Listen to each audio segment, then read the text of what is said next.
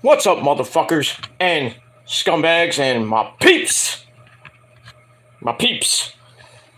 Peter Joseph here for another video right here on the Peter Joseph channel, youtube.com/Peter Joseph. Thank you for watching on video number, well, really number 2, but number 3 on your now Triple Threat Wednesday.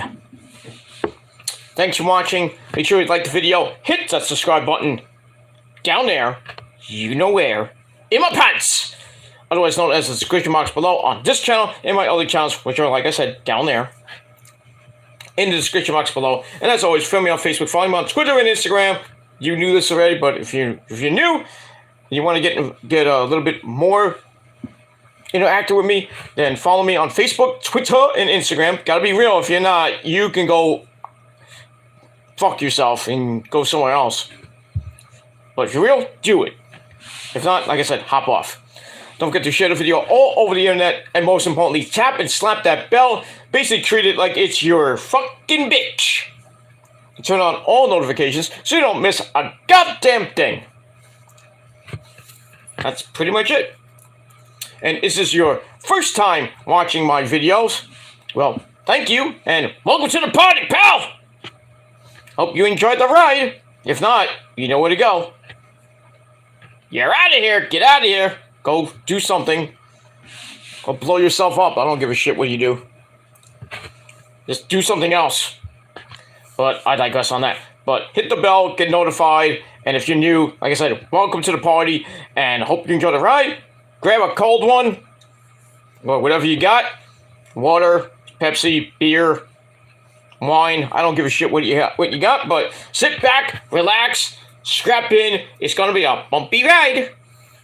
But hope you enjoyed it. And if you do, like I said, hit the like button. You can leave a comment if you want. But most importantly, subscribe and hit that bell so you don't miss a goddamn thing. And if you do, well, that's your fault. That's pretty much all I got to say about that. All right, ladies and gentlemen, on this late Wednesday night, and you know what that means. It's time for another video right here on the Peter Joseph channel on this late Wednesday night, April the 5th, 2023, or if you're now watching on the replay, April the 6th, 2023, as we're counting down those days before that great Easter holiday, that great Easter day this Sunday. And hopefully for some of you, you have a great Easter. And if not, well, make the most of it. That's pretty much all I got to say about that. All right. We got a comment in already. Love it. Love it. People thought that my channels are dead. No. My channels are not dead. My channels are just getting started, my friends. We might have went down a little bit, but we're rising right back up like the mighty phoenix. Gaining a few subs here and there. Great. Had some videos that have done pretty damn good so far in the first 24 to almost 48 hours are pretty good. Especially my Roman Reigns acknowledge video. Getting up there. It's been really almost 4 days and almost 1,650 views. And no, I did not view it 1,650 times. And no, I did not like it 28 times. No. So, try proving that one, assholes. But I digress on that. But thank you for that. Thank you for all those views on that. On my Indie Hartwell reaction. And earlier tonight, during Dynamite, which I'll get to in a second about this guy, Jay White. My reaction to him returning to AEW, my reaction has done pretty well. It's getting close to 100 views. Not bad, but no, I don't know. What sometimes I looked at my, my YouTube studio, it says 104, but then I look on my, my analytics is less. I don't know why that is, but still, thank you for the views and everything. Thank you for liking the video and everything. Hope you share it with your friends and have them sub to me. But it is what it is. Also, my tribute to Bushwhacker Luke as doing pretty good, not great, but little over 100 and somewhat hits. That's not bad. Not bad. Not like great numbers, but you know, better than most of you would have done in like the span of an hour at least. But I digress. But yeah, thank you all for all the views. Thank you for the comments coming in my chat and everything. You know, it's like one or two people, the same people, but it's fine. I don't give a shit. But like I said, if you just sub to my channel, and if you want to talk to, you don't want to get interactive with me, I still have sub only mode for just a week. So if you want, you have to wait a week to get interactive with me. But I mean, if you want to leave comments after the video, that's fine and dandy too. But like I said, if you want to be live with me on and chat with me live, you're gonna have to wait about a week. So I might turn that off. I don't know, but probably give it another couple months, and then we'll probably go sub only free for now. But you know, I'm only doing it because you know those other people still have a super obsession with me. You know, it is what it is. But I don't care about those little boys anymore, because that's what they are, little boys. I'm a man, and I care about myself. I don't care about those douchebags.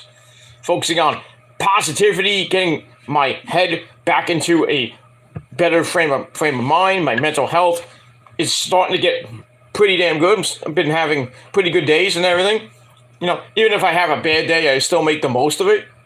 Still making my money, you know, having fun, being with the missus. And, you know, right now, as of right now, it is our 15th anniversary. As of right now, 36 minutes ago.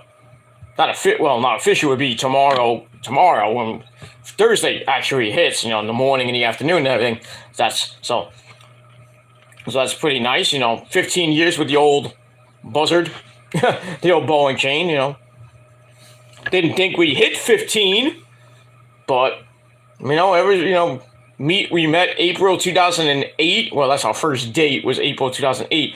We met, I think, December 2007, December to January 2007. That's when we started talking online. We started talking online a little bit, and because we met on OK, you know, good old dating site named OkCupid, which is still around, I think. But you know, we met, and then we started messaging each other on there, and then eventually we would exchange emails and everything, and then exchange numbers. And then when I was doing my radio show back in college during those years, she would come on my show almost every week. Well, not physically. I mean, you know, she would call in. You know, we made it work, even though we at the time we lived in different areas. She lived in lived in Manhattan. I lived in where I used to live. Not here, but you know, blah blah blah blah blah blah blah. But long story short, you know, we tried to meet earlier in the year, but it was too cold, you know. But then, you know, we met around Easter of 2008. We had our first date. It was great, but then ended really bad. I don't want to get into that because it's kind of embarrassing, but I'm not going to get into it, and I'm never going to tell the story because it's just not good. But you know, even though we had a bad ending to the first date, we had a second date already lined up and everything, and then from there, we just clicked. We clicked, and we had. I mean, we moved in together. Like a year and a half later, to our we used to live in Washington Heights. We rented an apartment together, and then you know we had problems with our roommates. We kind of left because the roommates were assholes.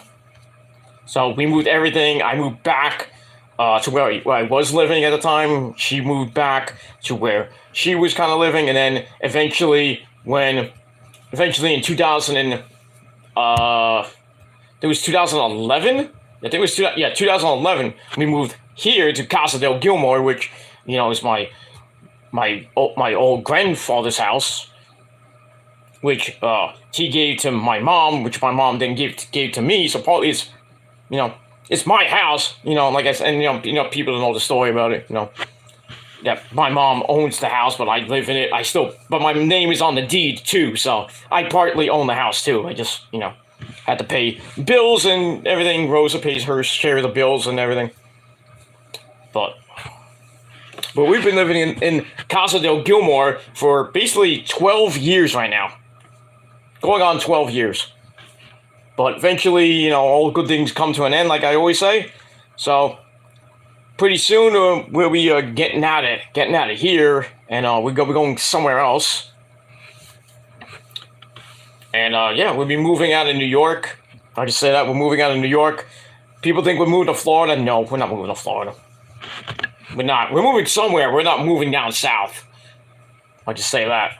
But in any case, yeah, we're gonna be growing old together. We're gonna, watch my she's gonna be with her family. I'm gonna be with her, and growing up for the next however many years, 10, 15, 20, 30 maybe. I don't know, depending on our health and everything. But because me and the missus are not in great health, but I got my blood test results the other day and had a couple of high numbers. Not I don't think it's my liver. It still could be, because I still have fatty liver disease. So I'm trying to cut that down. Taking milk thistle now. I'm on D2 vitamins. I'm taking multivitamins in the morning, and I still with my mental health, I'm on a little bit more medication and everything. So, but everything's good. I feel good. I knew that I would now.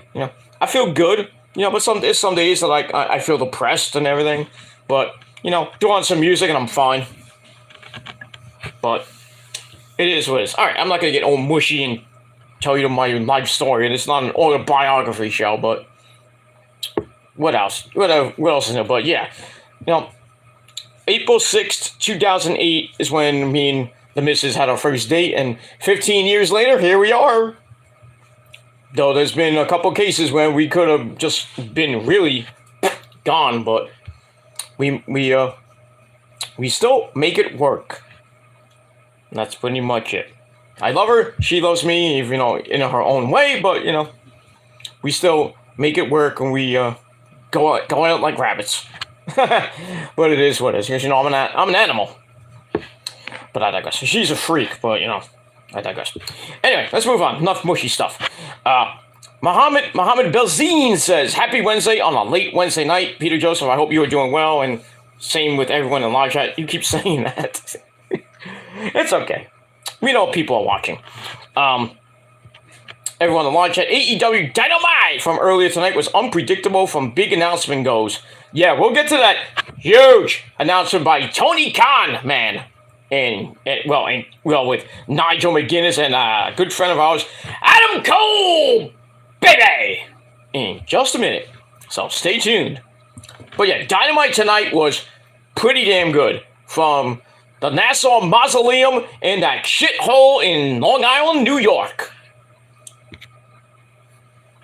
And we'll get that. Actually, I'll do something quick.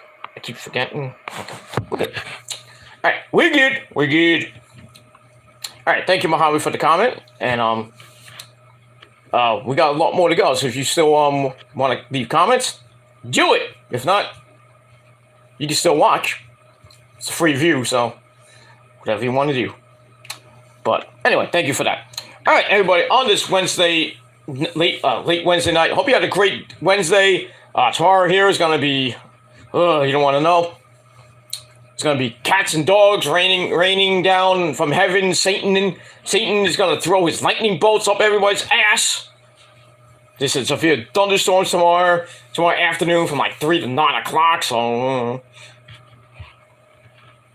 hopefully I don't lose power tomorrow or heat or anything, because that'll suck. But just be careful if you're around the New York, New Jersey area, even in those other places in the Northeast. So be careful. Just stay far away from the lightning as possible. If you're going out, be safe. Bring the rain gear and all that shit. But anyway, hope everybody had a great Wednesday, and pretty much it. Tomorrow's gonna be 72 degrees here. and then down the drain it goes for a couple of days, and then back up to the 70s again on Tuesday. I mean, this weather lately, the winter was up and down. Now the spring is starting to be up and down. I can only imagine what the summer is going to be like. Probably hot as fuck, but we'll see what happens with that. But anyway, we move on with that. That's pretty much it. All right, I'm not going to tell you about anything else. The Mets stunk up the joint again. They got swept by the fucking Brewers. Bums. And their game tomorrow, the home opener at Citi Field, is canceled because of the weather. Even though they could still get the game in because it's not supposed to rain until 5 o'clock. Fucking idiots. So now the home opener's on Friday afternoon against Miami. Yankees won today. Big damn whoop. At least they beat the Filthies, so that makes me kind of happy. So they were supposed to play the Baltimore Orioles in their home opener tomorrow, but that game was canceled because of the weather. And then they're playing on Friday afternoon, Friday night. So everything in the Northeast, Mets and Yankees are going to be gone. They're not going to be playing because of the weather, and I don't know. I think Boston's on the road, so. And the only good thing is, that's that. Let me just check something real quick. Because there's a certain New York team that played tonight, not the Mets and the Yankees, the New York Rangers! See how they did tonight against the Tampa Bay, or Crappy Bay, and the New York Rangers! At home, at the Garden, beat those fucking assholes from the Lightning 6-3. Love it. So, that's that. They got, let me see, 3 games left. We got 3 games left before the playoffs. Got Saturday in Columbus, and then Monday night at home, the last home game for the regular season against the Buffalo Sabres. And then they end, actually 2 more home games. I didn't see that one. April 13th, which is next Thursday, their final game at home against Toronto Maple Leafs. And then April 16th, which is next Sunday, I think it's next Sunday, is when the playoffs start. Then again, I think it's the 16th or the 18th, so somewhere around there. So we got that. And we just, I'm trying to check out the playoff situation. Right now, the Rangers are in third place in the Metropolitan Division with 103 points. Not the top team in the league, which is Boston at 125 points. Jesus Christ. Oy, oy, oy. 60 wins for the Bruins. Yeah. 60 wins, and what do you get? You get the President's Trophy, big damn whoop. But guess what? Playoffs are a different season, motherfuckers, and you don't want to face a hot Rangers team. Just let you know. Just let you know. That's pretty much it.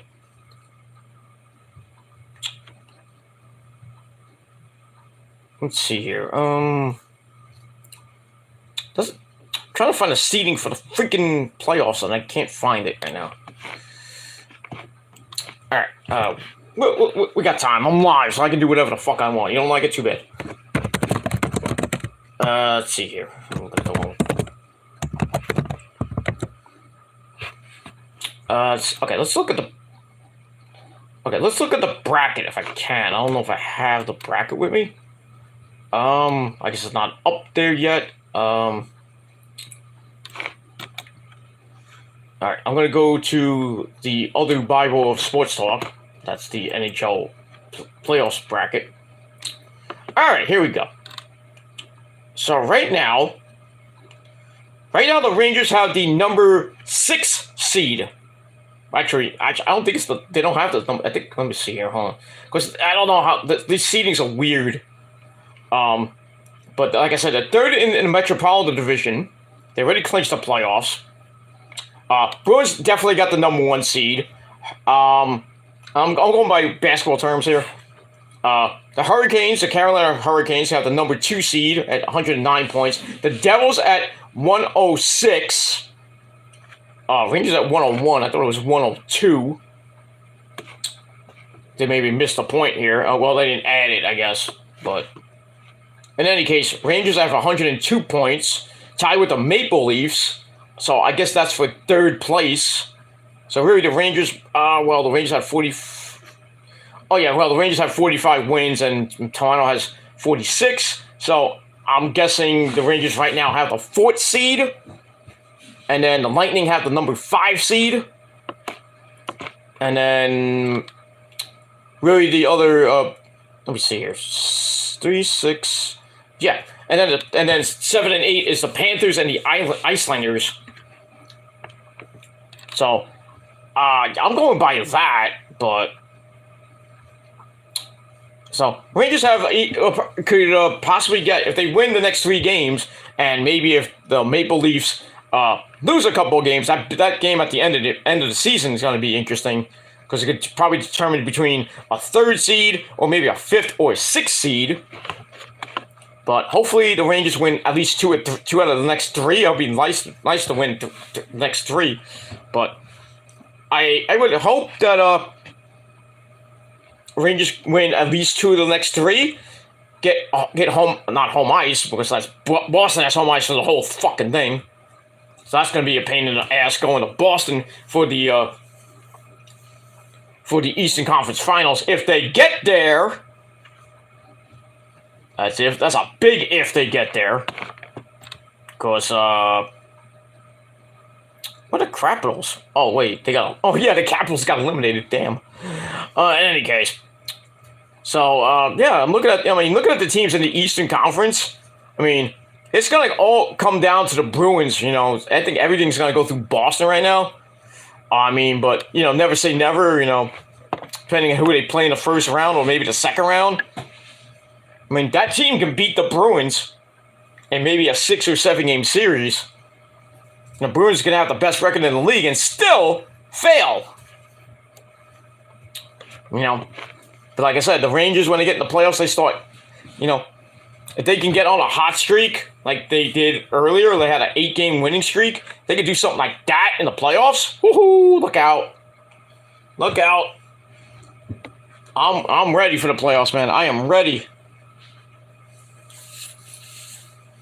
Next weekend, game 1 of the Eastern Conference quarterfinals begins, and I can't wait for that. So hopefully the Rangers get that home game. But if they're on the road, see who they play, and depends who they play. I think they can probably win the first round, and then I think they can go deep again like they did last year, and then sadly choke when they had the Tampa Bay Lightning on the ropes the first 2 games. And they just took the pedal off the metal and choked the next 4 games. Even though they should have won game 4 and 5. But it is what it is. So we'll see what happens with that next week. Well, actually not next week. Actually not next week. The Sunday after this Sunday. So we get that. All right. We move on with that. All right, so after all that, let's get into the real business here. And by the way, before we do start, I want to tell you my last 2 videos. I did a sort of rant on Vicky Guerrero, the whole scandal with her daughter Sherilyn, the whole sexual allegations that Vicky's husband Chris. I think his name is Chris Benson. Not that Chris Benson that used to play for the Mets. No, Chris Benson allegedly sexually assaulted her on a cruise back in 2020. So she made a TikTok video airing out the dirty laundry. And, Vicky Guerrero saw it and she just blasted her own daughter to the moon, saying that, oh, she's lying. She had guys in her bedroom. And we had to go to the hospital in the Bahamas for Plan B because the guys forgot to pull out a 2. She's narcissistic. She didn't want to go to therapy. This and that. All this probably BS. And then she says, "Well, I'll see you in court. You're not my daughter anymore. You're disowned." you're not a Guerrero anymore. Blah blah blah, and then Chavo Guerrero is sticking up for his niece. The fans are sticking up for her now and really giving Vicky Guerrero a tongue lashing. And now Shaul Guerrero, the other daughter of Vicky and Eddie Guerrero, has now come out and now is defending her sister and basically saying that, yeah, the stepdad did have sex with her. Oh boy. Oh boy, this is getting messy for the Guerrero clan. And everybody except Vicky Guerrero is,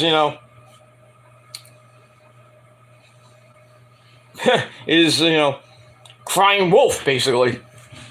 So, I mean, this is a story to look at over the next few days, but, earlier in the evening, Shaul Guerrero came out and basically said that, yeah, this stuff happened in 2020. The stepdad, sexually assaulted my sister. I'm supporting her. We're all supportive. Me, Chavo, we're all supportive. She thanks the fans for his support as well. So Vicky Guerrero is eating shit right now. Eating some humble pie.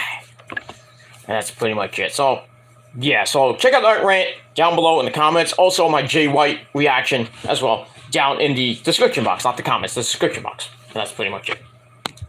Alright, let's move on. Alright, so right now, I hope you're sitting down. I hope you have a cold beverage or whatever you whatever you're doing. Just if you're doing something else, if you know what I mean, just don't splash on me. And make sure you wipe and wash your hands. That's pretty much it. Alright, ladies and gentlemen, it is time for your late night AEW Dynamite! Yeah! From Long Island, New York, review! That too. But for April the 5th, 2023, like I said, from the Nassau Mausoleum, the USB Arena. I think it's the USBS Arena. What's it called? The UBS Arena. Sorry about that. The UBS Arena, your food is ready. In Shit Island, New York. So, alright, AEW back in New York. Won't be the last time they'll be back in New York. I got Grand Slam coming up later in the year. I think between August and maybe September or October at Arthur Ashe Hall Stadium in Queens, New York City. Don't know when the tickets go on sale, but yeah, they'll be sold out in about 2 minutes. I would love to go to it, but I've always said, getting there is a pain in the ass. If you don't have a car, if you have a car, you don't have a car. It's a pain in the ass to go. So you better get there extra early. I mean, they have a meet and greet at 5:30. You better get there at 2:30. I mean, leave your house at it depends on where you live. If me, I would leave at 1:30, and by the time I get up there, if I'm lucky, it'd be around 2:30, 3 o'clock. I'll just stand outside Arthur Ashe Stadium waiting for the meet and greet to start. Well, getting home, I mean, that show ends at about 11 o'clock or so. I'm going to get home to 1:30, 2 o'clock in the morning because, you have to walk all the way back to the train station and then wait about an hour, maybe at most an hour and a half, because the trains are packed. They will get packed instantly with 20-something thousand fans. Unless they drive, then that cuts it down to about 17, 18,000 or so, maybe 19,000 at most. But there's gonna be 19,000 fans getting packed on the 7 train going back to New York City, wherever you get off. I have to get off at 42nd Street. I could get off at 34th, but then I have to walk all the way back. So I get off at Times Square, and then I take another train home, and I'm home, basically. So it's gonna be a bitch getting there. I mean, not a bitch getting there, but if I leave early, I won't be a problem. But getting home, yeah, that's a problem. It's like going to the Met game. Coming home is a pain in the ass because you have to wait. You know, there's so many people going on the train, and you're squished in like freaking sardines. And you have to move because people have to get off at different stops. Especially when you get to around Grand Central. Oy, oy, oy. But by that time, everybody's getting out because everybody's getting out around Grand Central or Times Square or even the last stop. So it's a pain in the ass, but you know, it's worth it. It's worth it. I don't know how much the tickets will be, but you know, it's worth going if you want to go to Grand Slam. But that's up to you. That's it. All right, so we are live from the UBS Arena, or I like to call it the Nassau Mausoleum in Strong Island, New York. And our commentary team, as always, on Wednesday nights, the man behind the mask, Excalibur, Taz, Red Hook brother. The big Met fan that he is, he's probably slamming his fucking TV right now because the Mets suck right now. So we got Taz and the very evil, very legendary, very legendary man himself. That man is Tony Baloney Schiavone. And we also have Renee Paquette in the back doing commentary. Not commentary, doing interviews. And that's it. All right. So, we're back in New York. And this, like I said, was a great show from start to finish. So let's get into it. Let's not waste any more of your precious time because we have things to do.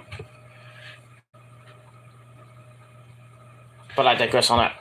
Alright, so we start off with the opening sequence, the fire, the pyro, and everything. We are live from Long Island. And we start off with our first official match, or was supposed to be the first official match of the night. We had Juice Robinson of the Bullet Club to Sweep Me for the Love of God, as he was supposed to take on Absolute Ricky Starks in a grudge match. So Juice Robinson gets the jobber entrance, and then we see Ricky Starks get his entrance. So we're all ready to go, and the camera was kind of all weird. It was like panning back towards the stage. And then we hear the Bullet Club theme appear again, and then everybody went completely nuts. I'm like, what the fuck's going on? Then we see, cut to it. The fucking production team did not cut to it, and then eventually we see the man himself, Jay fucking White. He came back, he got in the ring, beat the fuck out of Ricky Starks along with Juice Robinson. So current Bullet Club members, because Jay White, he was in the Bullet Club before he lost that match to, who did he lose that match to? I forget who he lost the Loser Leaves AEW match to. I think it wasn't Okada, but I forget who it was. I think it was Ishii or something like that. But anyway, so yeah, he lost that match, and then he had that match with Eddie Kingston on the last New Japan Strong show. So that was his last. He lost the match. He was out of the Bullet Club because they beat him up. Thanks to David Finlay, who he may get revenge on. Who knows?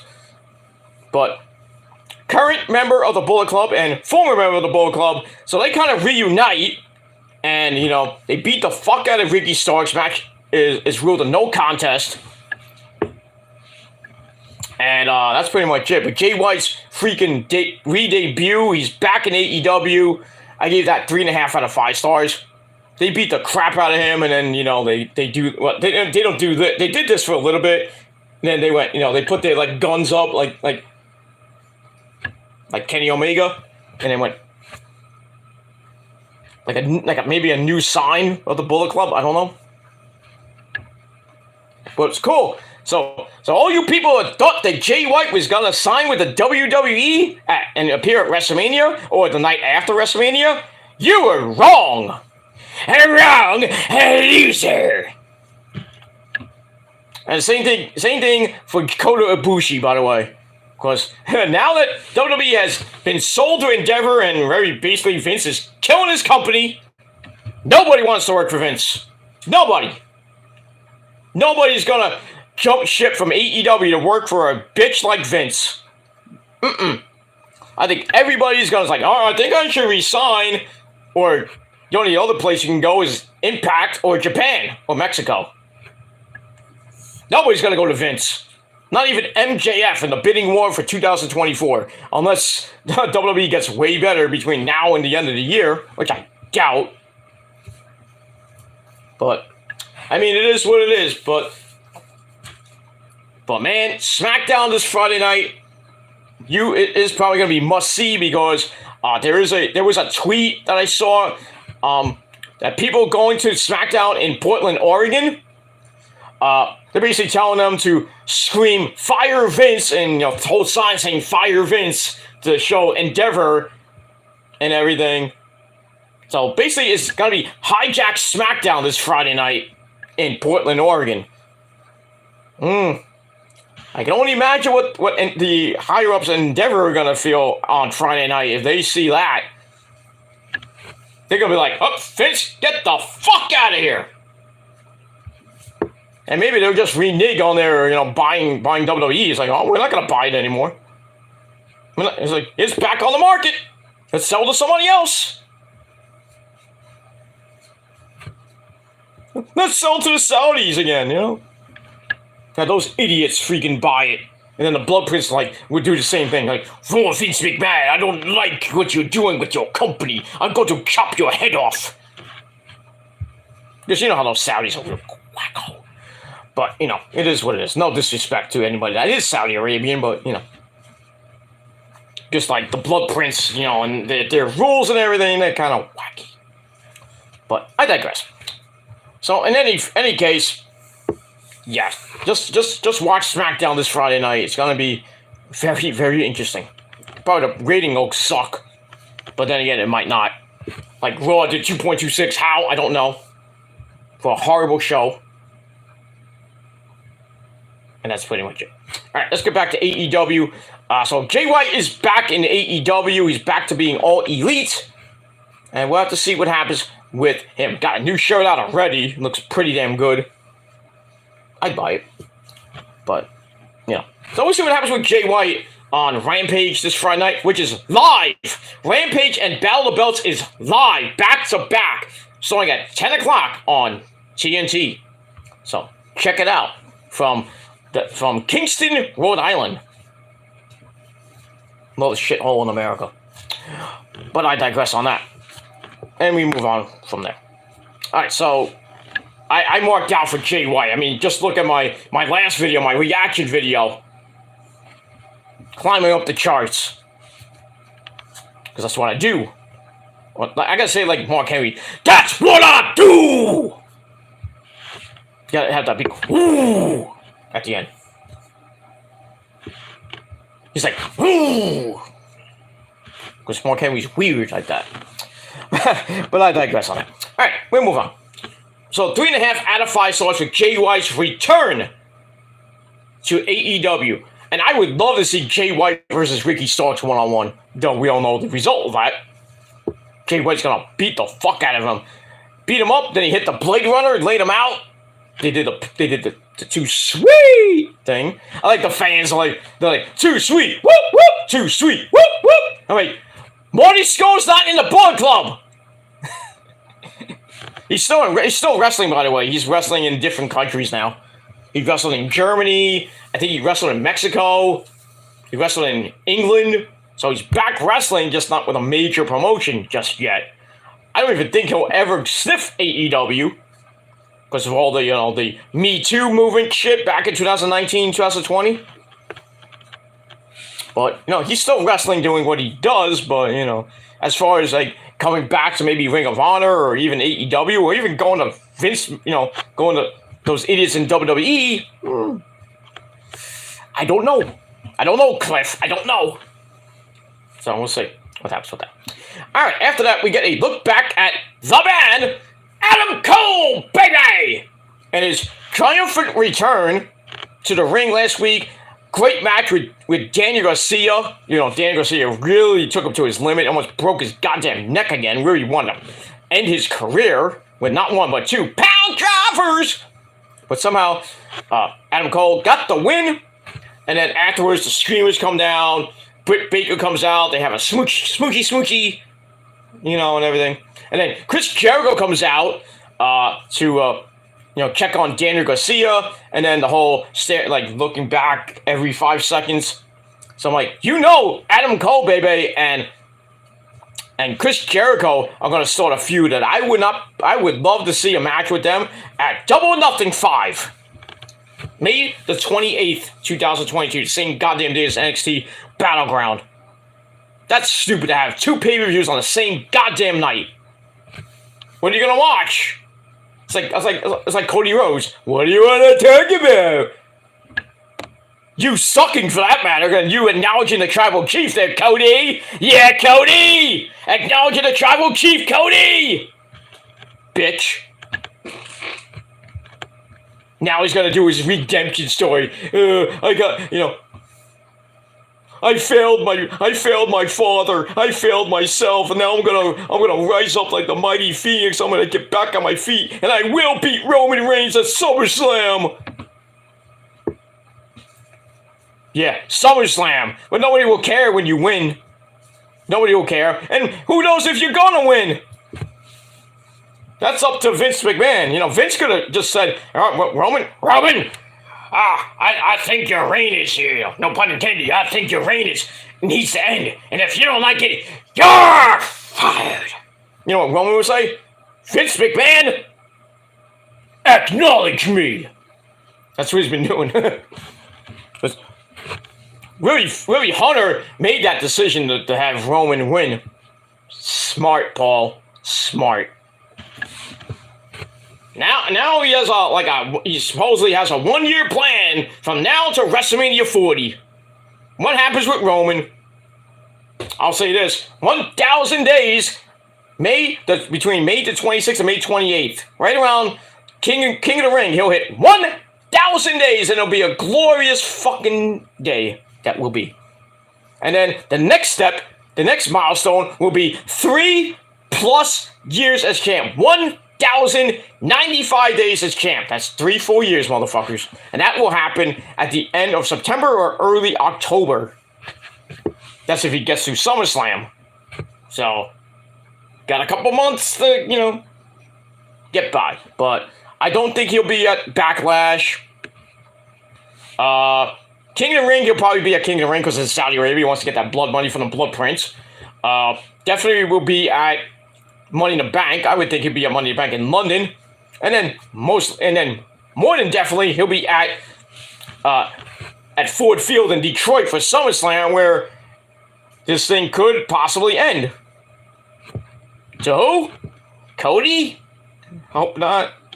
I'd rather be somebody else than Cody. Let Cody just mire away in his misery all year.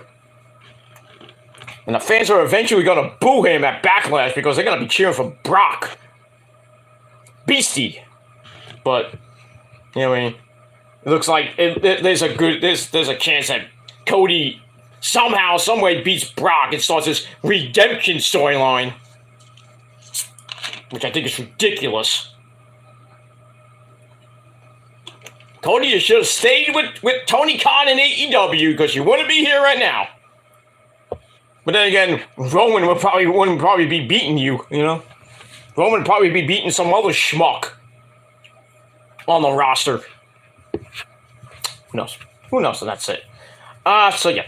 Alright, so we get that video where Jericho comes out with a quick stare down at the end of Dynamite last week.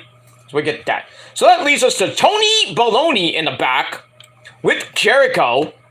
He starts talking about Cole, says he respects him, and he's a great competitor and this and that. Yeah, thanks for the praise there, Jericho. But, noticing, getting the win, the streamers coming down, it's like, all you did it was for yourself. Then he kind of chastised Cole, like, oh, you didn't deserve this, blah, blah, blah, blah, blah. Blah, blah, blah, blah, blah, blah. And then all of a sudden, Keith Lee, the wizard. I can't call him the wizard. I don't know what you call him now, because he's like, oh, okay, I'll call him. I know what to call him. Old man Keith Lee, because he has a gray hair and a gray beard. He's a man. Got a beard. He's old. He's 40. Well, he's more than 40. Anyway, but Keith Lee comes out to interrupt. And he talks about facing Adam Cole before. Oh, we all remember that. A couple years ago. Yeah. It's like, yeah, I faced him. I respect Cole. Like, yeah. If you respected Cole, you wanted to pounce him into the 15th row on NXT that time. Remember? You almost killed the guy. I'm like, come on. Wait, let me say it like Roman. Come on! But, yeah, they've had wars in PWG, by the way. Oh, you haven't seen that? You ever seen those matches in PWG, Keith Lee and Adam Cole? I think you need to watch some PWG tapes. Just saying. Alright, so Lee talks about facing Cole before and not liking this disrespect that Jericho is giving to Cole. So he lays out a challenge for next week in Milwaukee, which means the good land, Milwaukee, Wisconsin. So I guess Keith Lee's gonna put his little feud with Swerve Strickland on the side panel. That's kind of a nice change of pace. Like, yeah, screw Swerve. I'm gonna face the Wizard Chris Jericho instead. We'll see what happens with that. I think Jericho's gonna win next week thanks to Swerve. And Swerve has like a big announcement on Rampage this Friday night. I can only imagine what that is.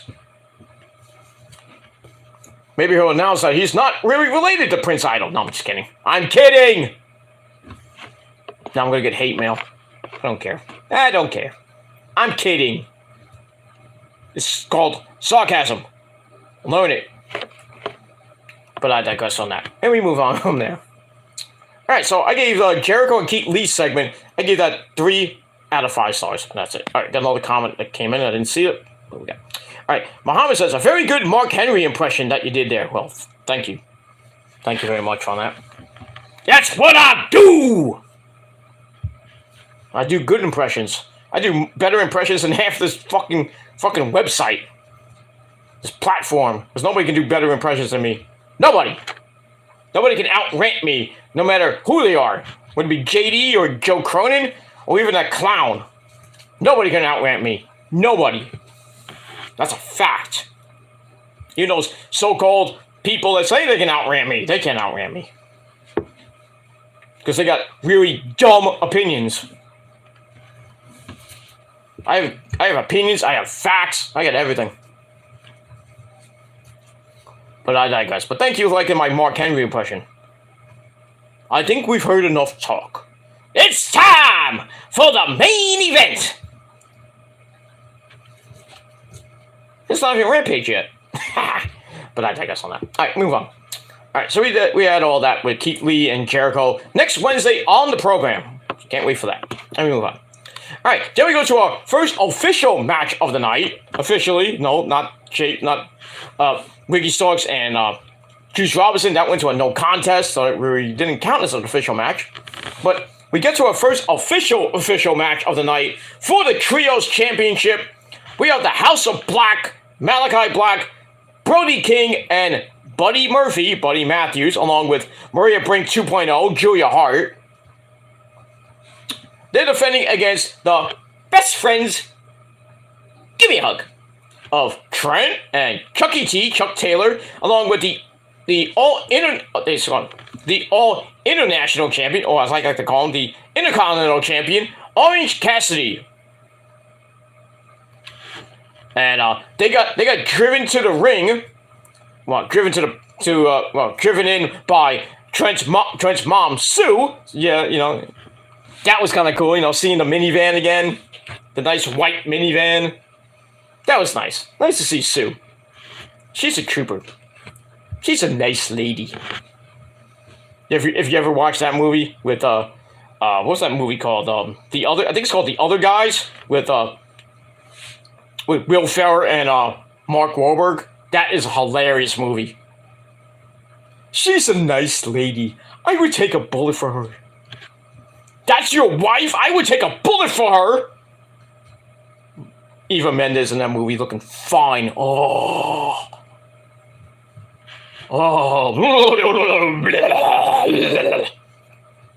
The things I would do to Eva Mendes. Holy shit. But I digress. But yeah, that's a good movie. Let me move on. So anyway, we get to this match. Match was pretty decent. And that's it. So it's also with Trent and Malachi Black going at it to start. Then Trent hands it off to Chucky T for an insecurity to Brody King. And then Orange Cassidy and Buddy Murphy come in and complete the trio of pairings and everything. And looks like Orange Cassidy and Buddy Murphy, or Buddy Matthews, might start a feud over the international title. The Intercontinental title, whatever you want to call it. Blah, blah. So, Orange Cassidy throws his sunglasses at Matthews. Uh-oh, he mean business. Everything breaks down. Cassidy clears the ring, but then Trent is launched into Brody King, who knocks him out of the air. Ouch, as we go to break. Come right back, Brody accidentally suicide dives onto his partners. Uh-oh.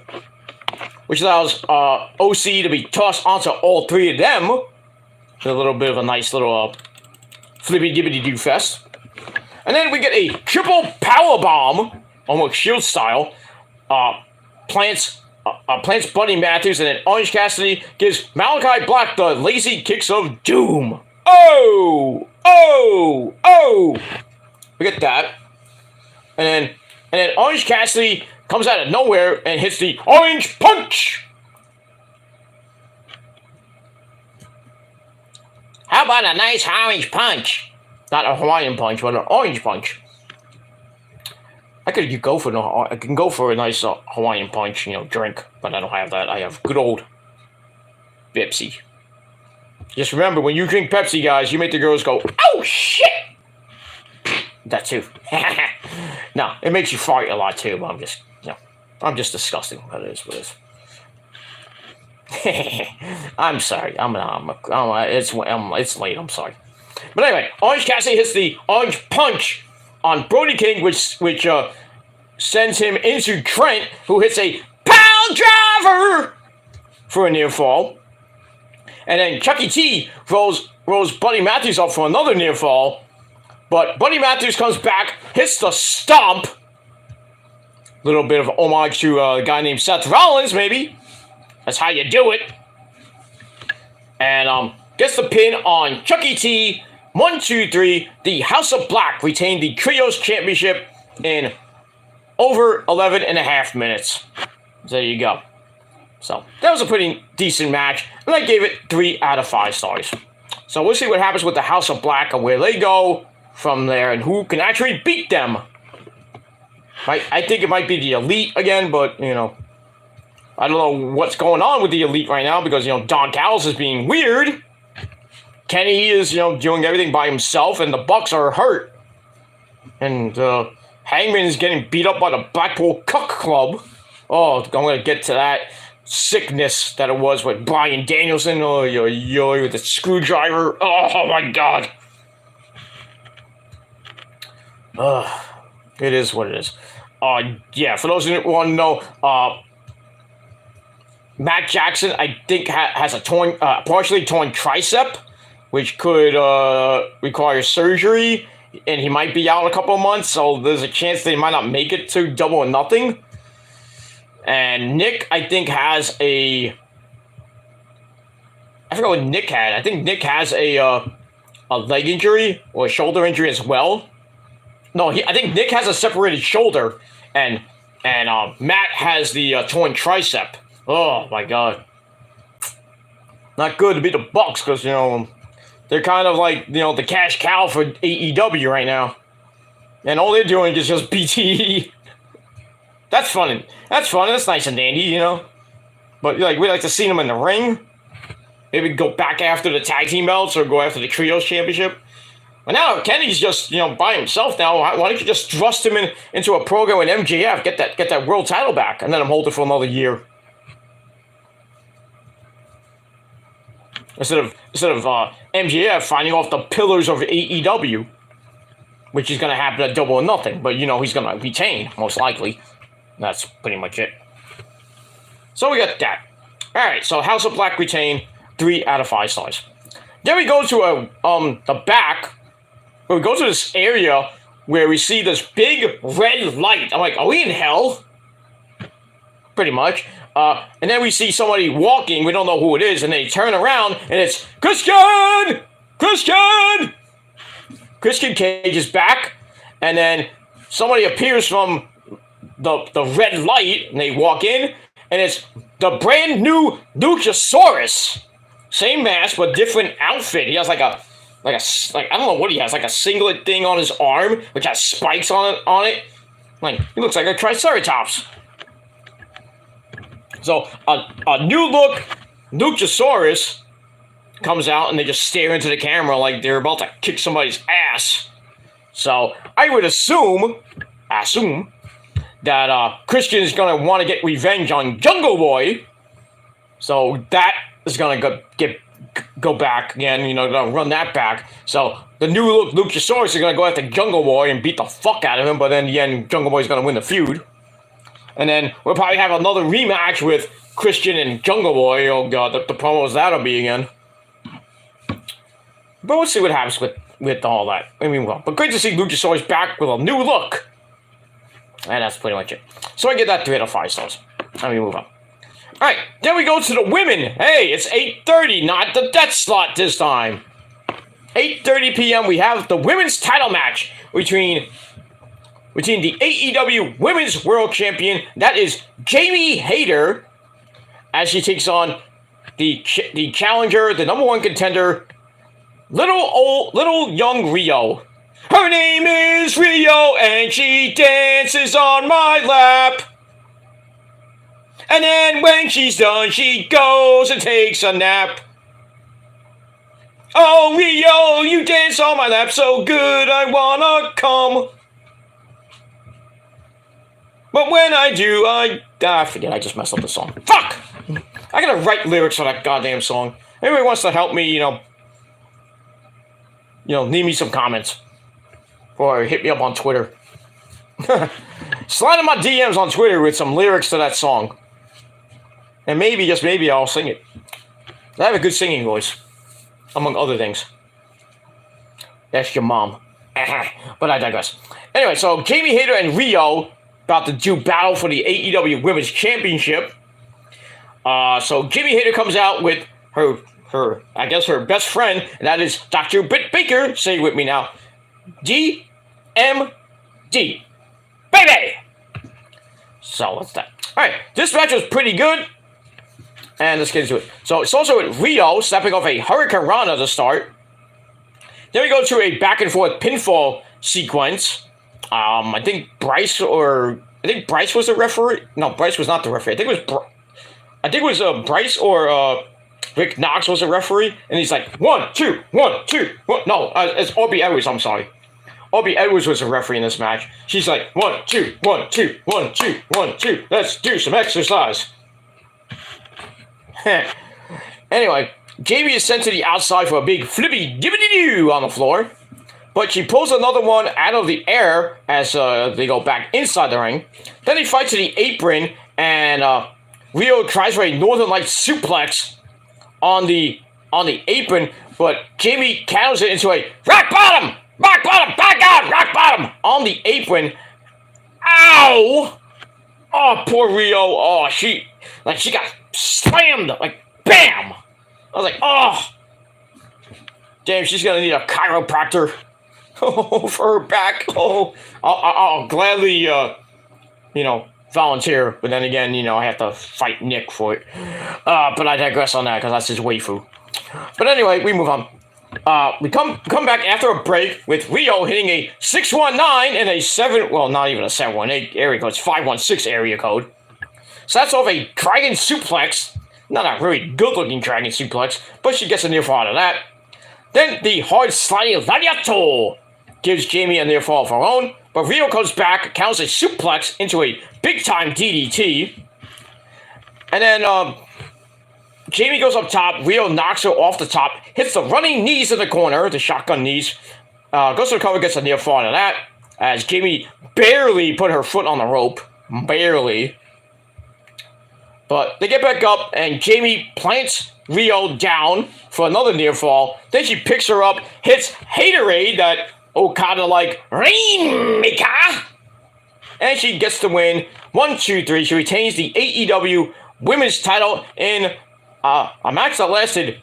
Get ready to make a wish. 12-12. So, like 11-11, make a wish. 12-12, you make a wish. 111, 222, 333. You know. But anytime you have like numbers like 111, make a wish. It's a myth, you know. But 11-11 is the make a wish thing. That's not a myth. That's an actual thing. It's a great song by the mighty In This Moment. But still, you know, at 11-11 or now 12-12, make a wish. And that's pretty much it. Hopefully it comes true for you, but some of you probably won't come true. But I digress on that. Alright, so this match is pretty good. I gave it 3.5 out of 5 stars. And that's it. Alright, after the match, we go to the back, I believe, with Renee Paquette, and her guests are the Outcasts. We have Ruby Soho. We have Toni Storm, with nice hair, by the way, and Saraya Knight, otherwise known as Paige. And then Ruby mocks Jamie retaining, and basically she says all the Outcasts want is to reclaim the women's division, make it theirs, and they want the AEW title, AEW women's title. So when he's like, well, there's 3 of you. I guess Renee didn't get the memo that, you know, all 3 of them want the title. So we'll see what happens with that. And that's pretty much it. I think they're kind of going away now from the blood and guts match that might happen. You know, it was Widow Nightingale, Sky Blue, Rio, and a possible 4th partner, which will probably be Jamie Hayter. Or maybe Britt, who knows? Maybe as a five woman squad against the Outcasts. You know, Toni Storm, Saraya Knight, and Ruby, and maybe another partner or 2 of their choosing, or whoever joins up with them, which could be Athena next. And then the 5th partner is kind of a toss-up. I'm thinking it might be Ty Mello, because really she's not doing anything, so I just throw her in there to do something. Or it could be Mandy Rose. It could be who, I don't know who. But I think they shot away from it. I'm like, what happened last week when like Rio and Willow Nightingale were coming out with pipes and everything? What happened to that? We just forgot about it this week? I guess we'll find out on Rampage and Battle of the Belts. So we'll see what happens with that. Maybe they didn't shy away from it yet, but we'll see. Let me move on. All right, so I gave that segment 2.5 out of 5 stars. All right, then we go to the ring. We have three members of the Jericho Appreciation Society. That's Jake Hager, Weed, The People, and 2.0, Angelo Parker, and one of my favorite guys, that is Daddy Magic, Matt Maynard. And ladies and gentlemen, do you want to know what makes Daddy Gilmore's dick hard? You know what it is. You know. And if you don't know, you should know. You should know if I talk about Japanese chicks so much. Asians, we love them. We love them here. We love Japan. #1. Forever. So, yeah. What makes Daddy Gilmore's dick hard besides the missus is Kyrie, Io, and Asuka. And AJ Lee and Mercedes Moné and Saraya, you know, all the other chicks, you know. But the top 3, you know, we all know. Kyrie, Io, and Asuka. That's what makes the man wake up. But that is what it is. That's it. All right, enough about that. So they come out, and it's like, we're out here to get the Acclaim's response to see if they're going to join the Jericho Appreciation Society. So out comes the Acclaim with Daddy Ass, Billy Gunn, and they rap about not being the most positive towards the society and blah, blah, blah. Just not even good. It wasn't a good rap. I mean, Max Caster, you had a great opportunity to bury the WWE with your rap or what happened on Monday. Come on, you could have done that. Come on, Max, come on. But he just rapped about, just weirdness. I didn't even get, but well, anyway. Blah, blah, blah. But before we get to the response, Angelo Parker announces that the four of them are going to be having a 8-man tag team match on Rampage. So they're going to team up with the Jericho Appreciation Society. So it's going to be Matt Maynard and Angelo Parker, Max Caster and Anthony Bowen against I don't know who. 4 other people, I guess. So we're gonna have an 8-man tag team match on Rampage this Friday night live. So they come up with the rap and then about to scissor. Like Anthony was like, "Scissor me, Daddy!" No, we're not gonna scissor yet. No, not yet. Not yet. And then Angelo Parker talks about the 8-man tag team match. And then,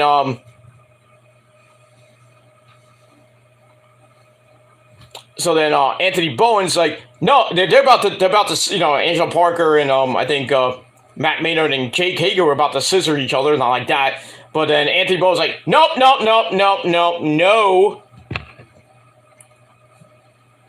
It's like, we're the only ones who can scissor around here. So he says, "Scissor me, daddy ass!" And as for you ladies out there, scissor me, mommy ass. Yes. So we get that, and yeah. It was what it was. So I gave it 2.5 out of 5 stars. So this Friday night, we got the unlikely 8-man tag team match with the Acclaimed and Parker and Matt Maynard teaming up against I don't know who. But they're going to be in action, so we'll see what happens with that, if they can coexist. And that's pretty much it. We move on from that. Alright, then we get a video of MJF getting the key to his hometown of Oyster Bay, Long Island. I think it was like a day or two ago. I guess that's all. That's pretty cool. And he actually was out of character for once. That's that. So we get that video, and then we see him say, "Oh, I want to represent AEW. I'm always be MJF. I'm the champ. Blah blah blah blah." And then we hear from what's this guy's name? I wrote it down. I don't have it. Joel Salvino, whatever his goddamn name is. He's like the supervisor of Oyster Bay, or I thought he was the mayor or something like that. So that's what happened. So anyway. Alright, after that video, we get a swing band playing MJF out. He's in a white tuxedo, and we're going to start the MJF show.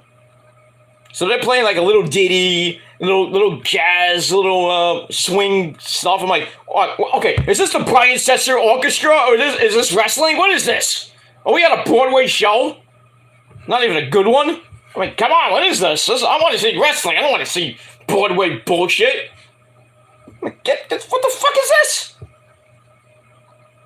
So anyway, MJF sings Pretty Penny. He talks about sunshine and ravioli. That's making me hungry. But anyway, I'll get to the comments in a minute there, Muhammad. I'll be right there.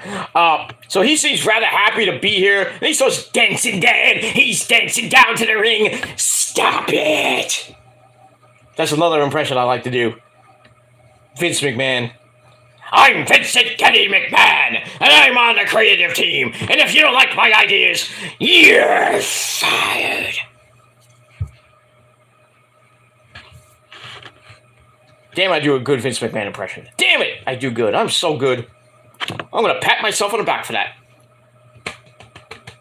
Very hard to risk myself. Or I'll do it even better.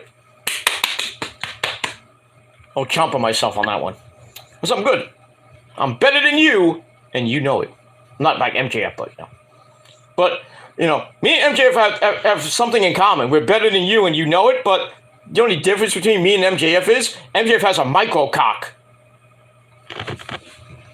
I have a big one. I have a super dick. Ask your mom. But I digress. But in any case, we're gonna move on with that.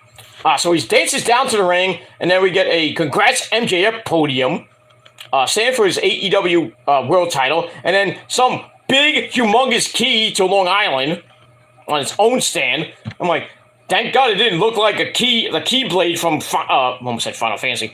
Woohoo! From Kingdom Hearts. Which one? Doesn't matter. It don't matter. I mean, how many Kingdom Hearts games has there been? Like 6? I think. The main 3. 368 over 2 days, that's 4. Then, they had that one was, Chain of Memories, I think is 5.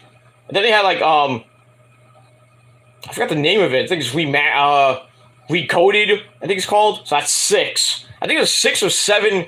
I don't know, because I know there's the main 3 on PlayStation, and there's a couple on Switch. Not Switch. There's a couple on that was on PlayStation 2. The last one was on PlayStation 4, but it was Kingdom Hearts 3, which was pretty damn good. Don't know if they're making a 4th one. I mean, Final Fantasy 16 is already coming out next sometime this year, I think. Don't know when, but I heard it's coming out. The last thing that came out for Final Fantasy is the second part of Final Fantasy 7. Oh, and Crisis Core, the reunion. That is amazing. That game is awesome. Well, now I said his name. Wait, is he here? You hear him? Anybody hear Mike Awesome? Anybody? I don't see him. I don't see him. Oh, hold on. Hold on a second. Wait, hold on. I'll be right back. Oh, okay. I thought I heard something. Hey! Oh no. Damn it! I can never get away from this guy. Mike, what do you want? You said my name! Yeah, I know I said your name, but I didn't want you to come out on my show again. But you said my name! You said it was awesome! I know you're awesome! How many times do I have to fucking tell you that? You big old... You? Don't you start with me, Gilmore! I'll put you through a flaming table, because I'm awesome! Okay, Mike, just calm down. Anyway, I was just saying how awesome Final Fantasy Crisis Core Reunion is. Did you ever play that game? Nah, I don't play video games. I just put people through tables. Because I'm awesome. I guess so. Yeah. But, you went around, during the PlayStation age. You're so old, you probably remember ColecoVision. Do you remember ColecoVision, Mike? No, I don't remember that. I only remember, like, Super Nintendo. Okay, well, I think we're around the same age anyway, I think. So, you might have remembered ColecoVision. You should have. I mean, I remember ColecoVision. Do you guys remember ColecoVision? You do. Some of you do. If you're around my age, you're a little bit older than me. ColecoVision was a shit back then. Even the Atari 2600. You remember the Atari 2600, Mike? Yeah, I remember that. Yeah, you used to play Pac-Man all the time. Yeah, Pac-Man was a good game back then. Anyway, Mike, I just wanted to say that, I didn't really want you to come on the show, but you're always welcome on the show. I want you to have a good Easter, Mike. Have a good Easter with Mae Young and Fabulous Moolah and all the ladies over there, trying to, give you gummy blowjobs or whatever they're doing, or you just being awesome to them in heaven, I hope. Yeah, I'm awesome. I'm awesome in heaven. They know that. Yeah. Even God himself knows I'm awesome. He tried to strike me down the other day. What did you do? Nothing. I was just telling him I'm awesome. Oh, we had to do something to make him get all upset. I don't understand that. I don't know. I just said I'm awesome. And he almost got mad at me. Well, you had to do something, Mike. I don't know.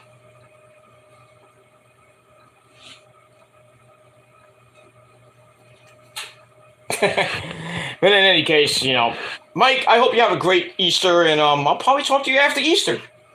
All right, Gilmore, you have a good Easter too, and all you fans, you have a great Easter too. Well, before you go, Mike, just be awesome on Easter and don't eat too much. Don't kill the Easter bunny. As long as it's not Masala Tanaka. Oh, damn it, Gilmore! I told you not to say his name. I hate that guy. I just want to put him through a freaking glass table. Okay, Mike, calm down. You're gonna see him in heaven anyway, so you can powerbomb him through 6,000 flaming tables in heaven. I don't give a shit what you do. Just be easy, okay? Just calm down. Go have a. You know what, Mike? Go to the bar. It's on me, okay? All right, good. Go have a one. Oh, yeah. By the way, hey Gilmore, what happened to the Palace of Wisdom? What's the Palace of Wisdom? Oh, that Palace of Wisdom, you mean? With that guy that used to be a prince? Yeah, whatever happened to that guy? I don't know. I guess he's doing okay. I don't know. Yeah, I miss the Palace of Wisdom. I used to go there all the time and have fun with the ladies. And, just being awesome like I am, Well, I don't know. I think it closed down for good. That sucks. Did he pay the light bill? Did he pay all the bills, the alcohol bills? I don't know. I just heard it closed down.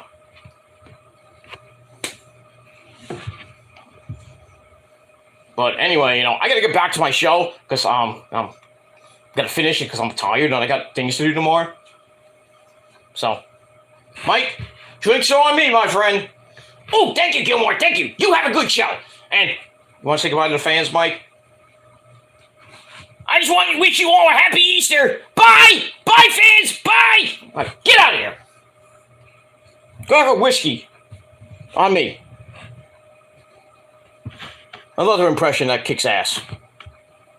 And if you think that I'm crazy, and that I'm loopy, that I'm off my medication, no, it's just providing entertainment. It's something some of you people do not know how to do properly. You can't entertain.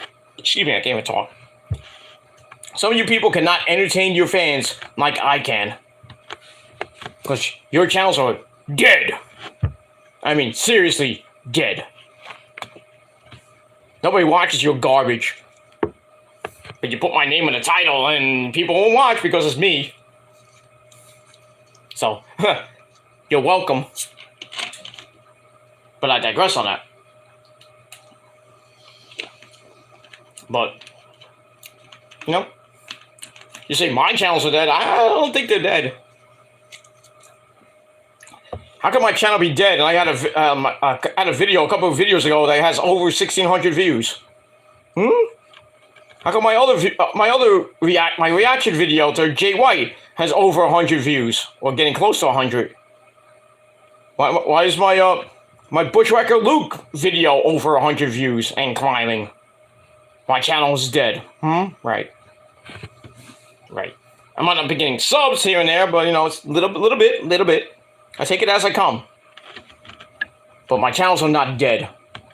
I've been on this goddamn website for almost 14 years. I should have more subs than I already have, but it's, I don't care about that. I'm just here to have fun and talk about wrestling. And not petty, stupid drama and going back and forth with people that think they're men and they're not. They think they're tough guys, but they're not. Simple fact. Oh, Peter, you can't take constructive criticism. I personally don't care what people think of me. You don't like me? Don't watch my fucking video. Do not watch. But you will, because you're so obsessed with me and you have a problem. You need help. I don't watch your crap. I don't care for your crap, really. I care about me, myself, and I. That's a great song, by the way, by De La Soul, but I think 2 of the members are dead. It's just me, myself, and I. Mirror, mirror on the wall. Da, da, da, da, da, da. That's a good song. But all I care about is me, myself, and I on this platform. I do care about my friends that I make on this chat. Some of the friends I made on this platform, some of them I threw on the bus 6 months ago, but, I hope they're doing better now in their lives, and, maybe someday we'll come, we'll get back together, but I doubt it, but, you never know. No. You can't focus on the past. Focus on the future. And if you want to become friends again, then just put the past behind it. I know it so hurts, but move on. You want to be friends again? Then put that part of history in away, and just focus on yourself. Focus on yourself. You go you do a collaboration on YouTube or something like that. Just do it nicely. Don't do anything that can bring back old memories and shit like that. Just focus on your channel. All the people that I threw under the bus. I hope they have good success in the future and a good life in the future and all that good shit. And if the stars align again, we'll see how it goes. But we'll see what happens with that, and we move on. All right, move on. All right, so let me do this. Let me finish this segment, and then we're gonna get to the comments. All right, so MJF gets another key to Long Island, and he introduces the town supervisor of Oyster Bay, John Sandalvi, or whatever the fuck his name is, who talks about how great MJF really is. You really think he actually memorized his promo, or if it was actually a real thing, or was part promo, part real stuff? I don't know. Didn't care for it. He got booed out of the freaking building. Sucks to be him. So MJF then takes the podium and insults Jungle Boy a little bit. And he brought up Anna Jay again. She's saying that she has a fat ass and a tiny penis. I was like, damn, dude. What do you know about tiny penises? How do you know that? And I like Anna Jay's response on Twitter. She's like, what's his obsession with me? Well, I mean, come on, Anna Jay. You're a fine-ass, good-looking lady. What do you think? He wants to try to get in your pants, but, he has a small wang, and, Jungle Boy probably bangs you better than he could. Like I said, small wang. MJF needs to get a sponsorship with Blue Chew.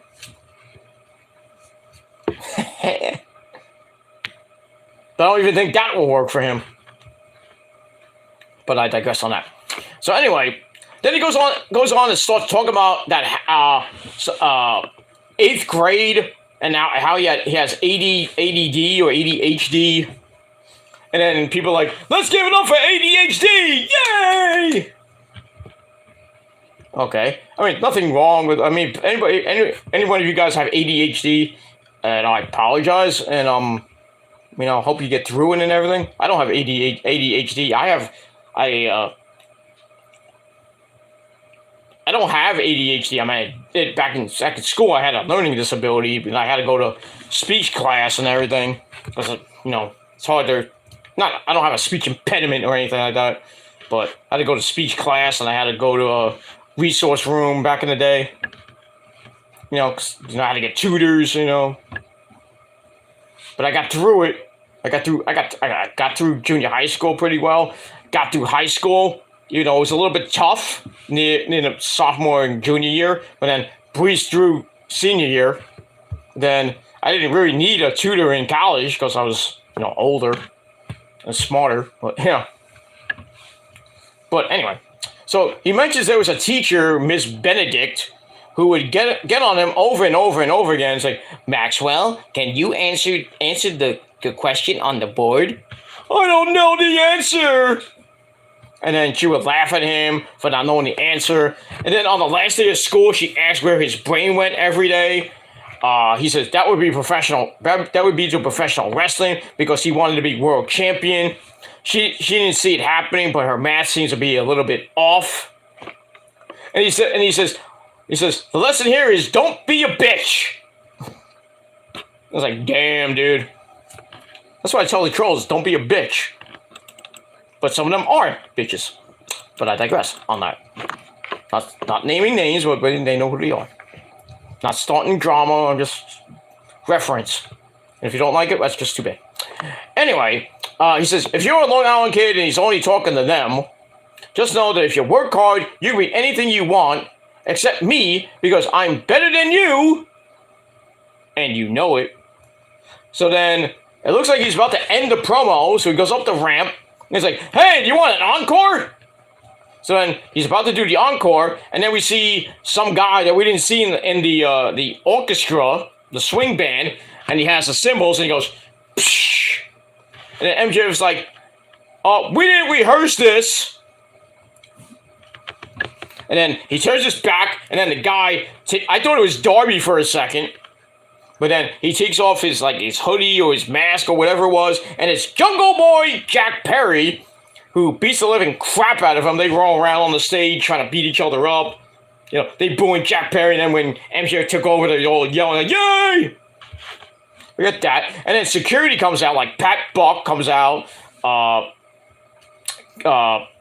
Whitmer and a couple other people, and referees and some security guards are mostly were from Creative Pro. Because Creative Pro is in Long Island. I think WrestlePro used to be in Long Island too.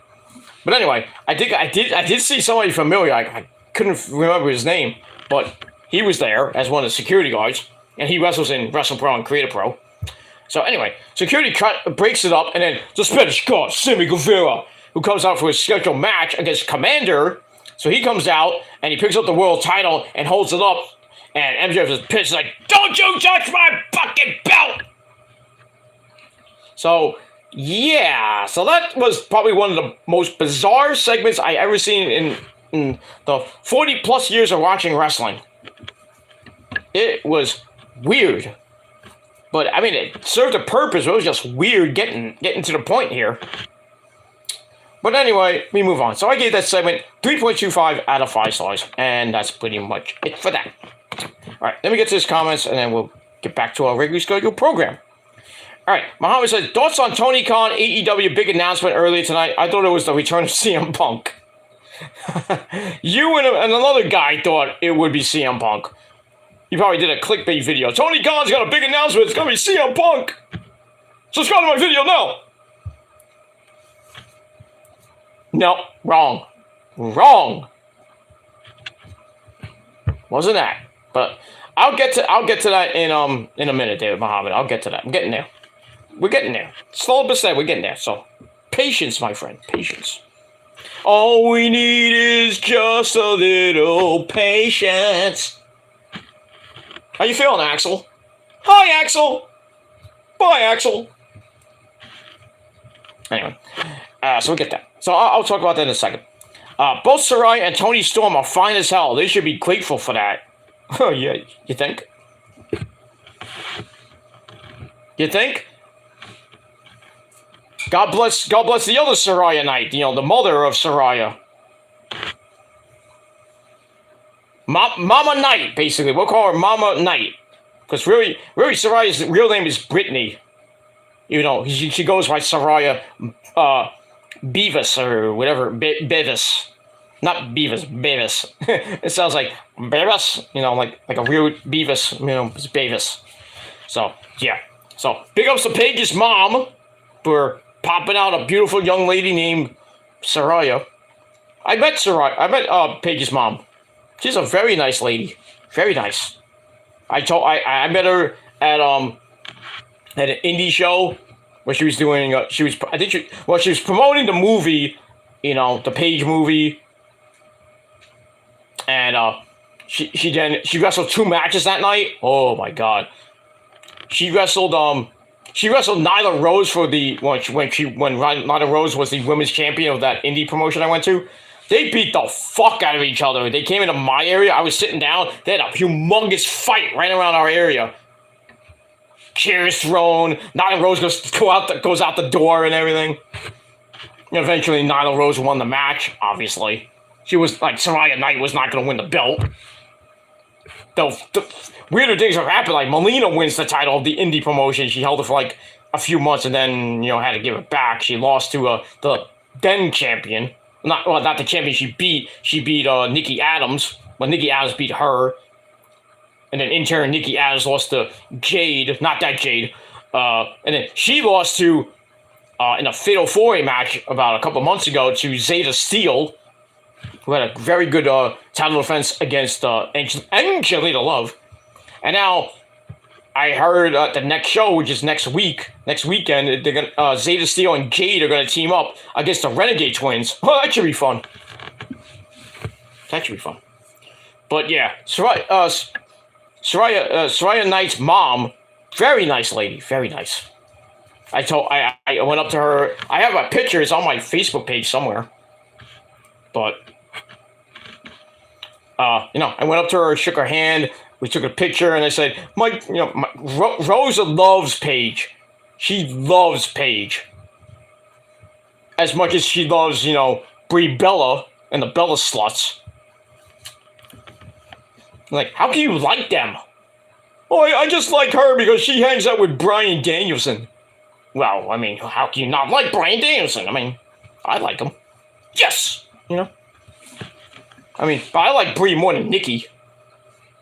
Nikki's a slut. And Brie's just a box machine. But I digress on that. But, yeah. Paige is one fine as fuck lady. I would love to meet her if she ever does another, if she ever comes back to New York. Well, she did. I mean, not tonight. I mean, like a convention or something like that. Or she did an indie show. I would love to meet her and take a nice picture with her. Oy, oy, oy. I tell her, seriously, I met your mom like a couple years ago when she was here. That indie promotion. And, I was like, I would bring Rosa if she wanted to go. I was like, hey, you want to meet Paige? Paige is going to be at the show. Oh, yeah, give me a ticket. Yeah, but you're paying for the meet and greet. I have to pay my meet and greet, and then you have to pay your way. No, you do it. Yeah, being a man, I have to do it, right? Can you do it for yourself?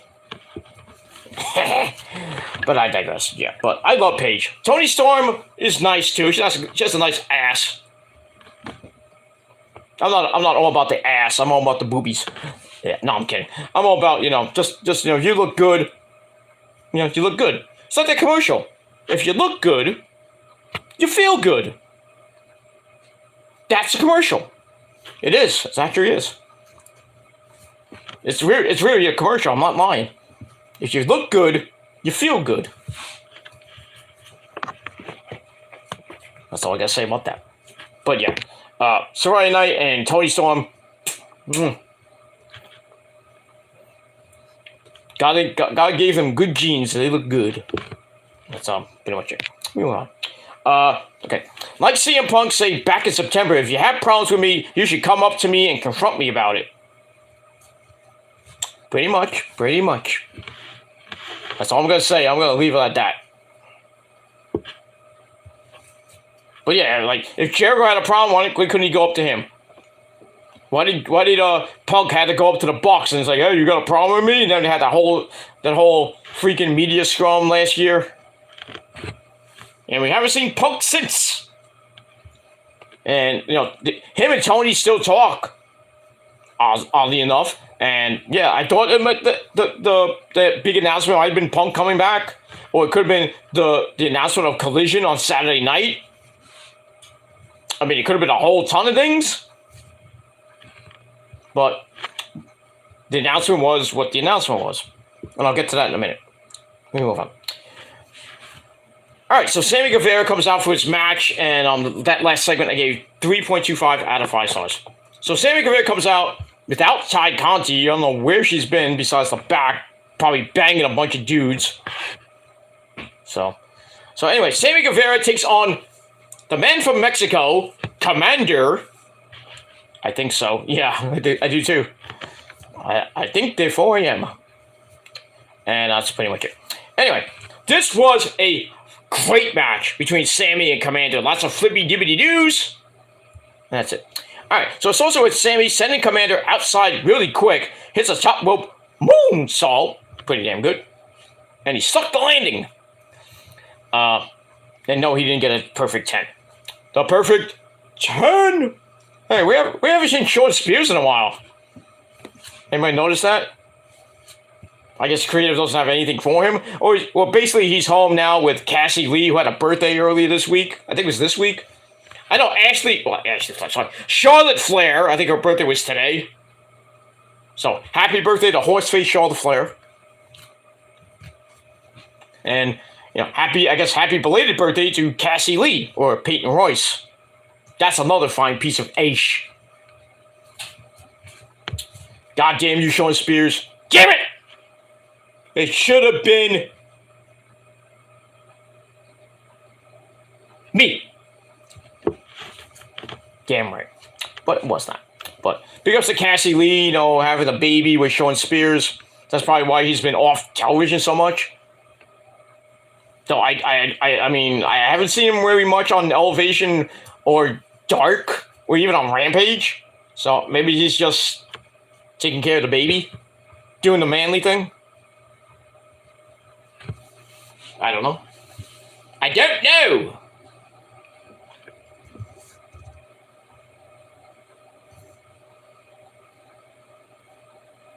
But that's all I gotta say about that. All right, move on. So anyway, where was I? All right, so Guerrero goes to the outside. So Commander then does his rope walk thing, which is freaking epic. Tries to go for the somersault thing he does, but then he gets kicked out of mid-air, which was sick. It was like, oh shit. So we go to break, we come back, Commander has to bail out of another rope walk shooting star press before flipping onto raised knees by Sammy. Sammy goes for the go to hell, gets counted into a small package. Small package. Hey, that's MJF's move. No, I'm kidding. Gets counted to a small package, but Guevara kicks him into the corner, and then Darby Allin. We see him watching from the rafters somewhere at the top of the Nassau Mausoleum as Commander walks the ropes again, only to get once again pulled out of midair with a Gilmore cutter. Bang! Oh, Sammy, stop watching my tapes, goddammit. That's my move. Come on now. You're trying to innovate yourself with moves that I've done before. Damn it, I should freaking sue these wrestlers for stealing my goddamn move. I'd be a millionaire. I'd buy fucking YouTube by now. I digress. I'm just kidding.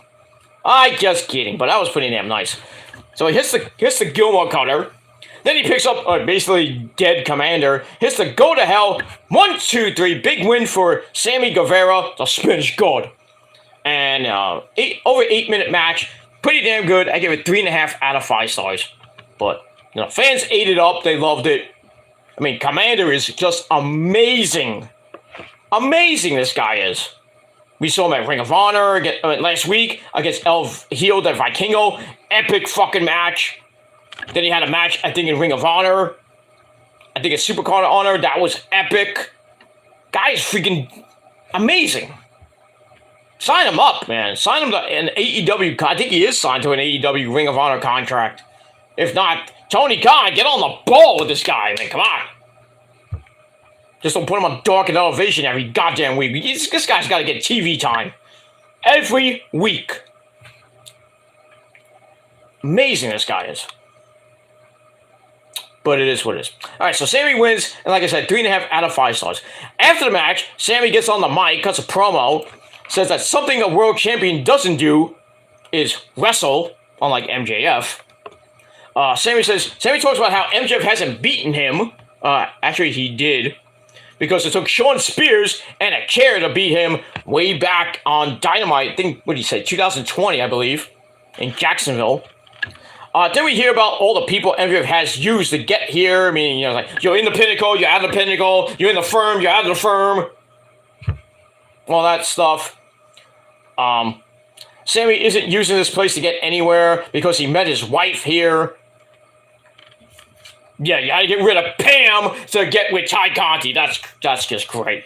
That's just perfect. But yeah, that's where wrestlers meet their wives at the wrestling show.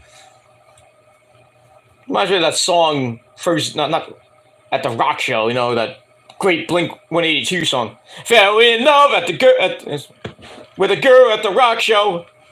But instead, you change the lyrics like fell in love at the wrestling show. Met Anna Jay, then I did what I had to do. whatever. But anyway, he says, screw the other pillars, meaning Darby and MJF and Jungle Boy, because I'm Sammy Guevara. I'm the Spanish God. So yeah. So that's what it was. So made the fans in attendance really hate MJF. Try to hate MJF even more, but you're in Long Island. That's not gonna work. Trying to get the big pop and everything. You're in Long Island, not gonna get that, sadly.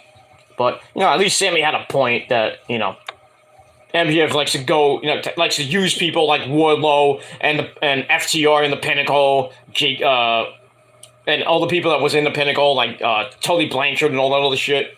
He used them to get, what he wanted, the Dynamite Diamond Ring, and then he used the firm to get the world title. And he's not with them anymore. Now he's just basically being a prick. But it is what it is. That's that. So we'll see what happens with MJF and Darby and Jungle Boy as we're leading up to their Fatal 4-Way match at Double or Nothing for the belt. We'll see what happens with that. We move on. Let's see. Do we have... Oh, yeah, okay.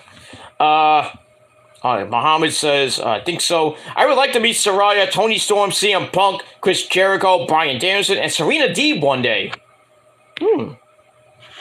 Yeah, I'd love to meet Saraya. I'd love to meet Tony Storm. CM Punk.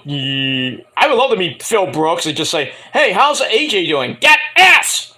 Then walk away really quick. No, I'm kidding. I'll just shake Phil Brooks' hand and say, just say you're a great wrestler, sir. That's all I say. I just say hello and take the picture and leave. I don't have to say anything else. I'm not gonna waste 20 minutes of his time when he's got all the things to do. But that's that. Bryan Danielson, I haven't met, but I've seen him in action because when he was in Ring of Honor. I was at his last match in Ring of Honor at the Hammerstein, well, not even the Hammerstein Ballroom, the then Grand Ballroom. But I have seen classics with that guy. Classics. Especially in Ring of Honor. I mean, his fights with Nigel. His last match was with Nigel. That was epic. His match with Marufuji, Morishima. Oh. The guy is back then he was a fucking legend. He still is. But yeah, back then when he was the American Dragon, back then, holy shit. He put on banger after banger after banger of a match back in Ring of Honor, man.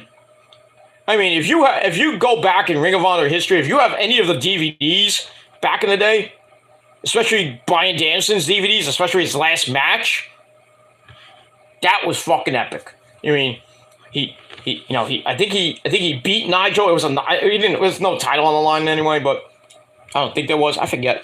But anyway, that match was great. The fans singing Final Countdown when he came out, and then when he left, that was freaking epic. That was before he went to WWE. Of course, when he went to when he left Ring of Honor to go to WWE and get with Nexus, and then they stupidly fired him because he choked out Justin Roberts, and then they brought him back. Then he beat Miz for the U.S. title, and then the rest is history. That's a great guy I would love to meet him. Face to face meet him now. I would love to meet him. Chris Jericho. I met Chris Jericho when he was with Fozzy. Met him a long time ago. At the I think it was Uproar or the Rockstar Energy Drink Festival at the PNC Bank Arts Center, because In This Moment was there too. So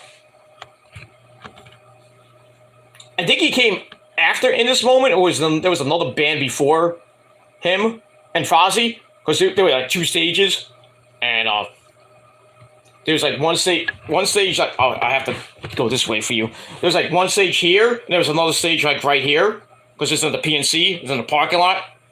So In This Moment was on the same stage as Fozzy, and before Fozzy came on, POD came on, and I was at the In This Moment tent hanging out with In This Moment listening to POD and hanging out, talking to Maria Brink endlessly, and the guys in the band. We're like hanging out, like, oh man, POD's great, And then I think right around almost the same when they were ending POD was ending their set, Fozzy started this set, and I was still at the In This Moment tent, but then I had to leave eventually, because people were getting online. So I'm like, I'm gonna get out of here. We'll be right back.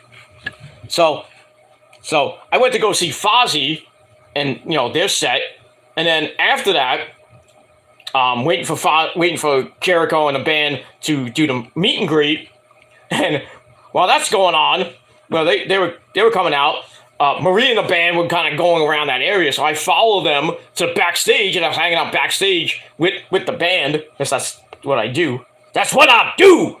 Mr. VIP. I get those things, because I'm special.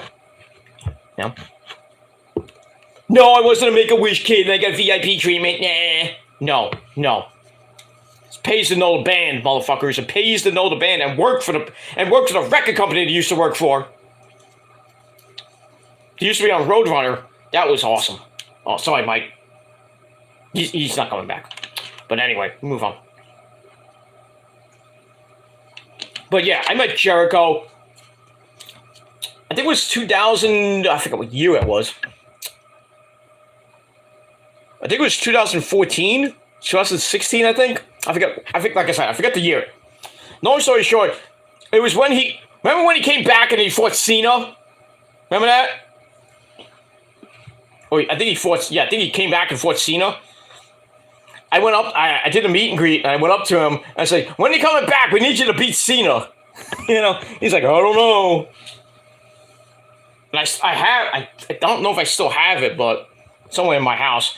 I have a Fozzy poster of one of their albums. I forget the name of the album, but he signed it for me, and the band signed it for me, of course, Some Peter Joseph, you know what I mean? So I'm a cool guy, god damn it. But Jericho is a great guy to meet. He's a great guy. Like all the other wrestlers.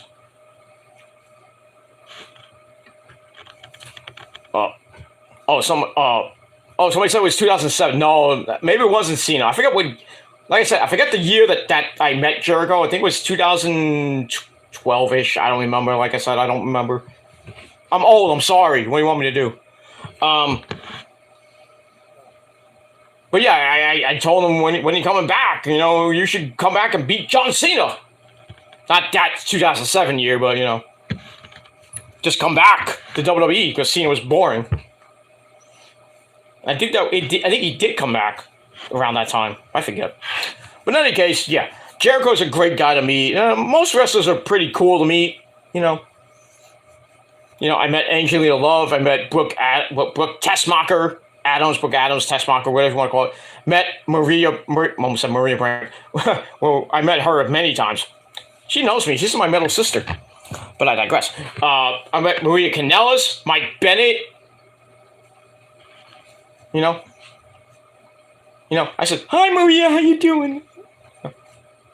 She stiffed me on an autograph back when she was in Ring of Honor one time. I wanted to get her, but she's like, "Oh, it's just me and Mike in a package thing." I was like, "Crap." Didn't have enough money for that, so I was like, "All right." Just shook her hand and left. But yeah, I saw her. The last time I saw her was like about a couple weeks ago, and yeah, she was with Mike, and I said hi to Mike, and what are you laughing about?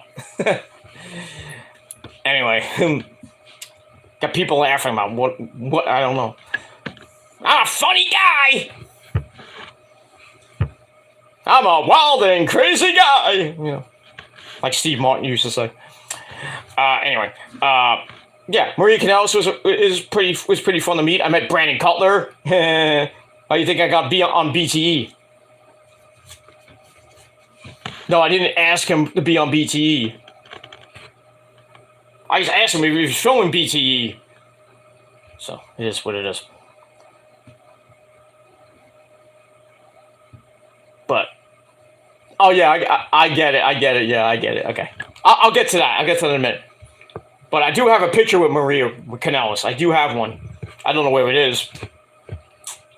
I go through my Facebook pages. I'm trying to like look at old pictures from like way back when. Some of them I still have. Some of them I don't have anymore. I think they're on my external hard drive somewhere, and I don't have it anymore. This is me and Rose's external hard drive, and then she took it. Damn. No, I guess like. Damn. Yeah, I have a lot of old pictures on my external hard drive. Old pictures, very old. But it is what it is. Actually, I think I have one. I'm not gonna show old pictures of myself, but I'll show you one of my favorite pictures of all time. You can see that. Yes, that's me with Ozzy Osbourne back in 2000. Doing the Prince of Darkness box set when that first came out. The first day it came out. Remember Tower Records? We all remember Tower Records? Back in New York City. I went there, met the man himself, Ozzy. So I met God. Well, one God. Not the God, God says don't worship other gods besides me. But Ozzy is the god of metal. I mean, Ozzy's god. I mean, Rob Halford. I met Rob Halford, the metal god. The man who sings "Pain Killer." Well, now I just woke up with the neighbors. 2:20 in the morning. I'm screaming "Pain Killer." One of my favorite fucking Judas Priest songs next to "I Am Nostradamus." Do you believe? I love Judas Priest. If you don't like Judas Priest, fuck you. You know another guy I met? You're gonna love this. The man himself. Let me kill myself from Motorhead. We play rock and roll. Rock out with your cock out. Alright. I met Lemmy, who shares the same birthday as me. How fucking awesome is that?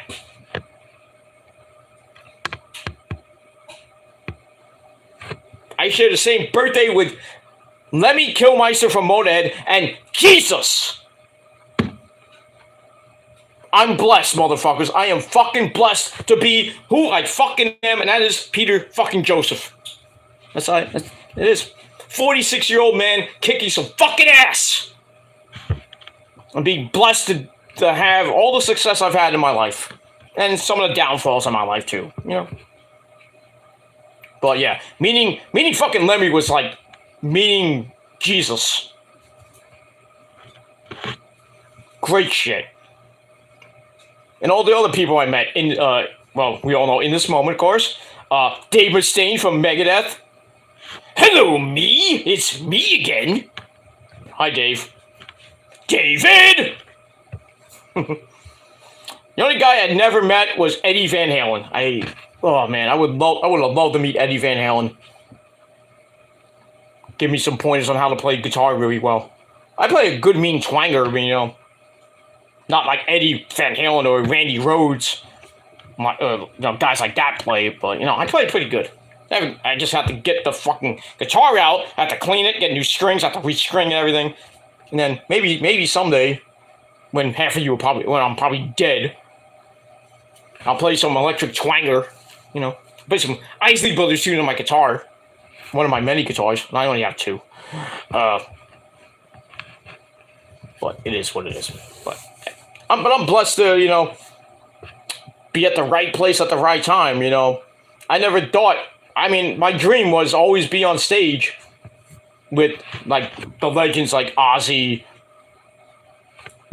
Metallica or some, people like that. But, finally I got on stage with In This Moment. We all remember that. 2 million hits plus, motherfuckers. I take most of the credit. I had a dream about being on BTE, and if it wasn't even for a blip, got on BTE. Now, I've been on Ring of Honor TV back then. When it was with Kevin Kelly and Steve Carino. When they used to do the post show. Was on that. I was on a few episodes of actual Ring of Honor TV. I was on the first episode of Ring of Honor TV in New York. I held up Bobby Fish for Eddie Edwards to chop to death. It's still there. I don't know where you can find it unless you go on Ring of Honor. I don't even know if it's on Honor Club. It probably is. If you go on Honor Club on Ring of Honor's wrestling website, it's probably there. Somewhere in the where the Ring of Honor TV section. I forget what. I think it's 2011, 2012, somewhere around there. Just look it up. Eddie Edwards versus Bobby Fish on Ring of Honor TV. You see me right in the front row, right by the entrance, holding up Bobby Fish for Eddie Edwards to chop to death. Hold him! Okay. Ah! Chop him to death. Many memories, man. Many memories of, my times in the wrestling business. That freaking Michael Elgin almost came into me and Rose's lap at Final Battle 2011. No, 2012. That was, he still owes me a Coke.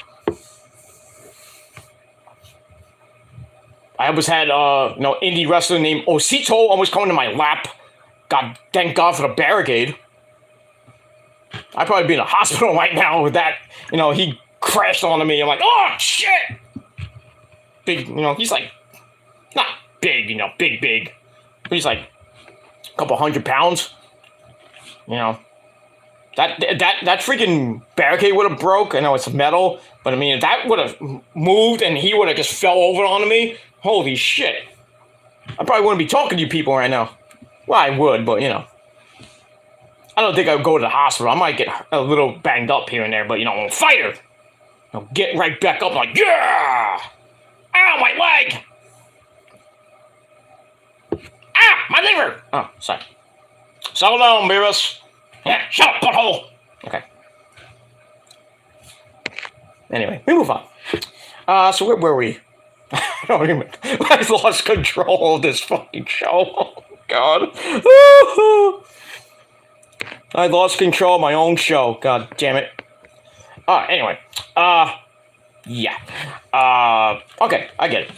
So, getting back to Muhammad's comment about Saraya, Tony Storm.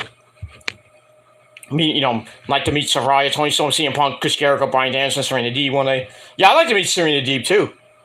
I mean, I seen her back in Ring of Honor. I don't remember what year. I think she fought Awesome Kong. Got the fucking crap beat out of her. Oy, oy, oy. I haven't seen Serena Deeb lately. What happened to her? Did she get hurt? I don't know what she's doing right now. Former NWA World Heavyweight Champion.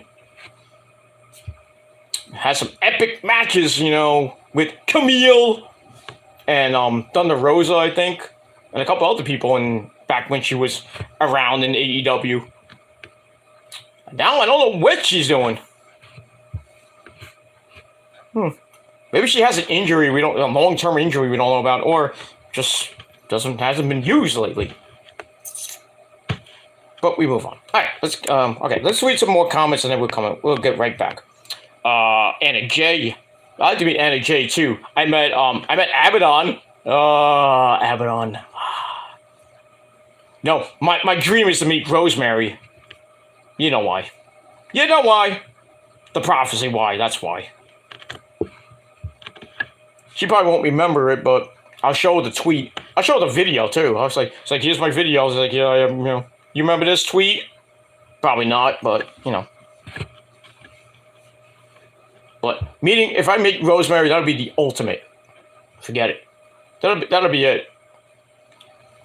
But met Father James Mitchell a couple weeks ago. That picture's on my one of my I think I put it on this channel, I think, on my community post. It was on my Killer Demons channel, on my community post. Me and Father James Mitchell, man, the man. But yeah, I met so many wrestlers. It's not even funny who I meet. I met good people. I met the Guerrillas of Destiny, Dalton Castle. I met Kevin Steen when it was Kevin Steen. I met Sami Zayn when it was that other guy, the guy that steals orphans from the orphanage in Mexico. The guy, that masked guy named Generico. I met him. I met Claudio Castagnoli. met Chris Hero. I met so many people in Ring of Honor. Great. And Japan. I met Okada, Shinsuke Nakamura, Shibata, Tanahashi, Ishii, Goto, Jay White. I met Jay White. Yeah, I did. I even met, yeah, you're gonna laugh at this. I met, yeah, Cody! Fucking I met you, Cody, when you were in Ring of Honor back in 2018, Cody! I met Cody, yeah. I had an embarrassing moment with Cody. Because I took the picture and then I was leaving. He's like, hey, you forgot your picture. I mean, you forgot your autograph. I was like, oh, fuck. That was embarrassing. I met,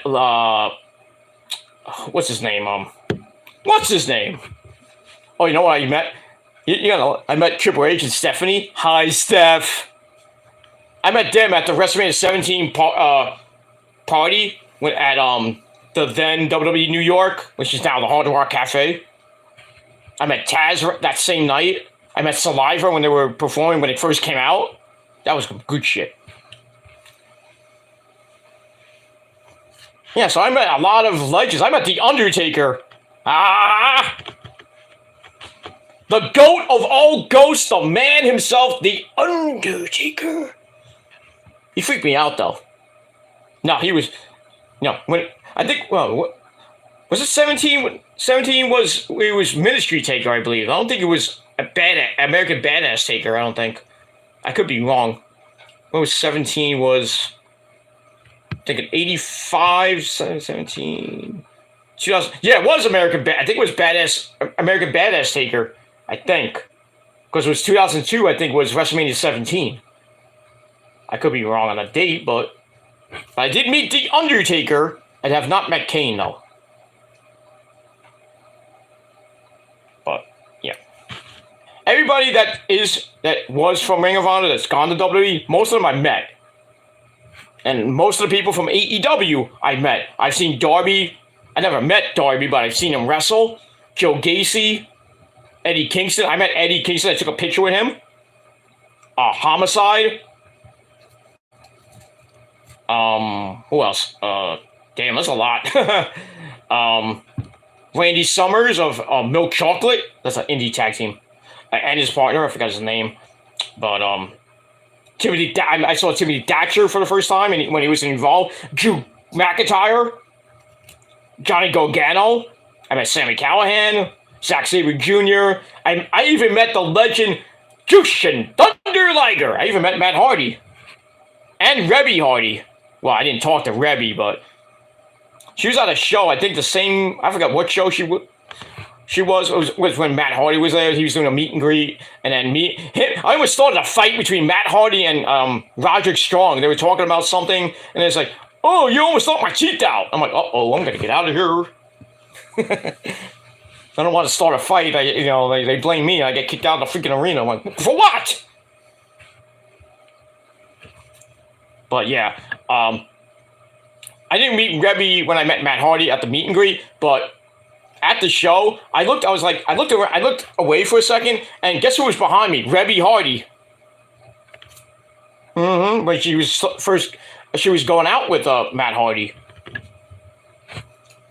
Before she opened her legs and popped out 4 kids. But she's a great person, though. And guess what? She's from New York. Boricua.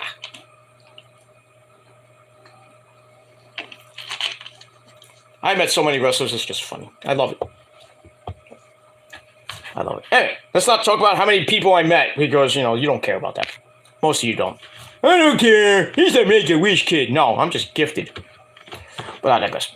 Speaking of Chris Jericho, we are both similar because we both like wrestling and music. Well, you mean me and him? Or me and you like wrestling and music, Muhammad? Or you and Jericho? Well, we all like music. All of us like music, I guess. Well, that's kind of cool. If me and you like music, that's great. Gotta love music. Music soothes the soul, and it's just great. There's another thing. Do I have it with me? Let me see if I have it with me. I gotta look at my drawer of doom.